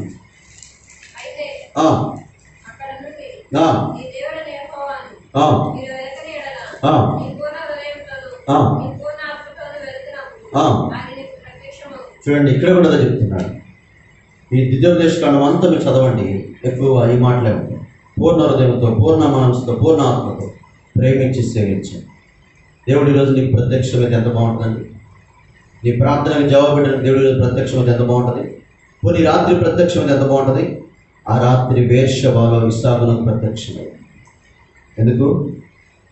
ఈ దేశమందు విత్తనమై ఒంటరిగా ఉండు, నేను నీకు తోడే ఉంటా అన్న ఆ దేవుడు తనకు జరిగిన సంభవాలు షిత్నా, ఏషేక్, రెహబోతులో దూరం అయిపోయాడు. నాకు జగడాలు వద్దు, నాకు విరోధ భావాలు వద్దు, రెహబోతు నాకు అభివృద్ధి కూడా వద్దు. నాకు కావాల్సింది ఏంటి? దైవ దర్శనమున యాకోబు దివ్యముగను చూచి, దైవ దర్శనమున యాకోబు దివ్యముగను చూచి. దైవ దర్శనం కావాలండి. ఇది నీకు అర్థం కాదు, కానీ మన హైందవ సహోదరులు దర్శనం అయిందంటారు. దర్శనం కొరకు ఏం చేస్తారో తెలుసా? ఆయన చూడటం కొరకు ఏం చేస్తారో తెలుసా? ఇక్కడ నుంచి ప్రయాణాలు. కృష్ణ ఎందుకు అంత బిజీగా ఉంటుంది? వచ్చే కృష్ణ, పోయే కృష్ణ ఎందుకు అంత బిజీగా ఉంటుంది? అక్కడ పోతే వాళ్ళ కింద ఉందా మన మందిరం లాగానా? ఎక్కడున్నావు? ఇంకా కాంద్రావేందయ్యా ఎన్ని మెట్లు ఎక్కినా అంటా ఉంటే, అయినా కానీ అన్ని మెట్లు ఎక్కి ఎందుకు నేను ఈ మాట చెప్తున్నానంటే సవాల్ మన విగ్రహాల భక్తి ఇంత ప్రభావంతో మనుషులు ఇంత శ్రద్ధాభక్తులతో చేస్తూ ఉంటే మనకు దైవ దర్శనం కలుగుతుందా? ఆలయంలోకి వచ్చినప్పుడల్లా జకర్యా కలిగినట్టు మనకు ప్రత్యక్షత కలుగుతుందా? ఇస్సాకు ప్రత్యక్షమైన బేర్షెబాలో ఆ రాత్రి అతనికి ప్రత్యక్షమైన దేవుడు అతని శత్రువులు అతను ఎందుకు వచ్చేట్టు చేశాడు. అతని అక్కరేంటి?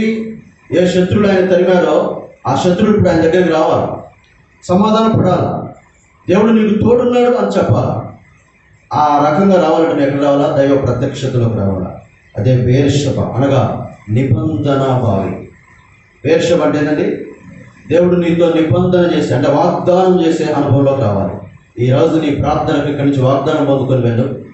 నువ్వు కొన్ని దినాల తర్వాత, కొన్ని సంవత్సరాల తర్వాత, కొన్ని నెలల తర్వాత జవాబును పొందుకొని మరి మందిరానికి వస్తుంది అన్నారు. అలా ఇశ్రాయేలు దేవుడితో నువ్వు చేసుకున్న మనం ఆయన నీకు దయచేయనుగా. ఆమెను దేవుడు దర్శించాడు.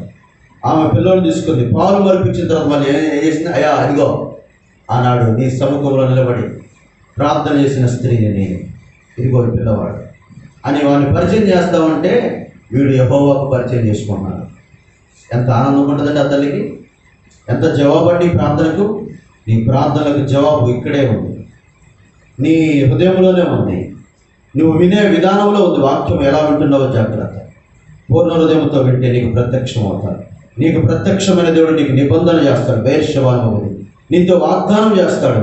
వాగ్దానం చేసిన వాడు 2 విషయాలు ఆయనలో ఉన్నాయి.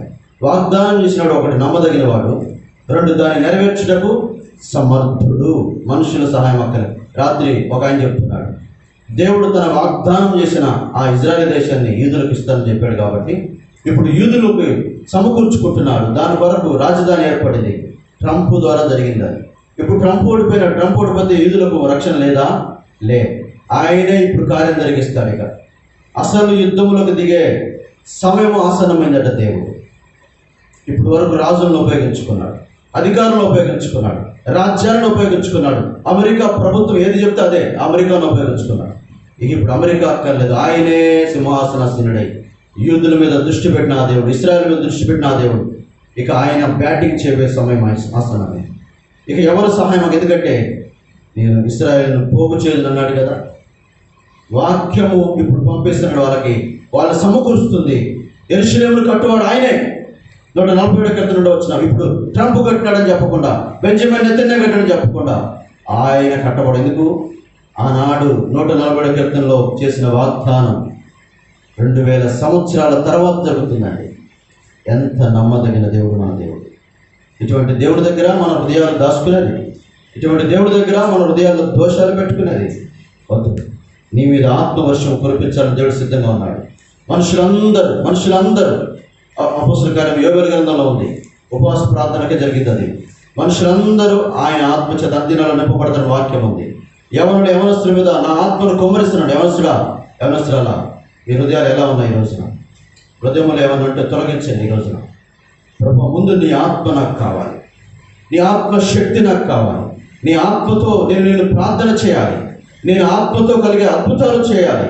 నా యవనకాల జీవితంలో, నా తరంలో ఈ యవనస్తుల మీద దేవునాత్మ ఉంది, యవనస్తులు ప్రవచించారు అని చెప్పబడే రీతిగా మీరు లేకపోతే, మీ జీవితాన్ని బట్టి సాక్ష్యాలు పోతే, సంఘాలలో ఆత్మీయ క్షీణత తీసుకొస్తే, మీరు గురించి చెడ్డగా ఎవరైనా మాట్లాడితే భవిష్యత్ అంతా అనుభవిస్తారు చేదు జీవితాన్ని. సంఘానికి నీ ద్వారా మేలు కలగాల, సంఘానికి నీ ద్వారా క్షేమం కలగాల. నీ మీద ఆత్మ ఉంటే ప్రవచనాలు ప్రవచిస్తే యవనస్తుల మీద ఉన్న ఆత్మను బట్టి అద్భుతాలు జరుగుతాయి. దేవుడి వాక్యాన్ని దీవించుగాక.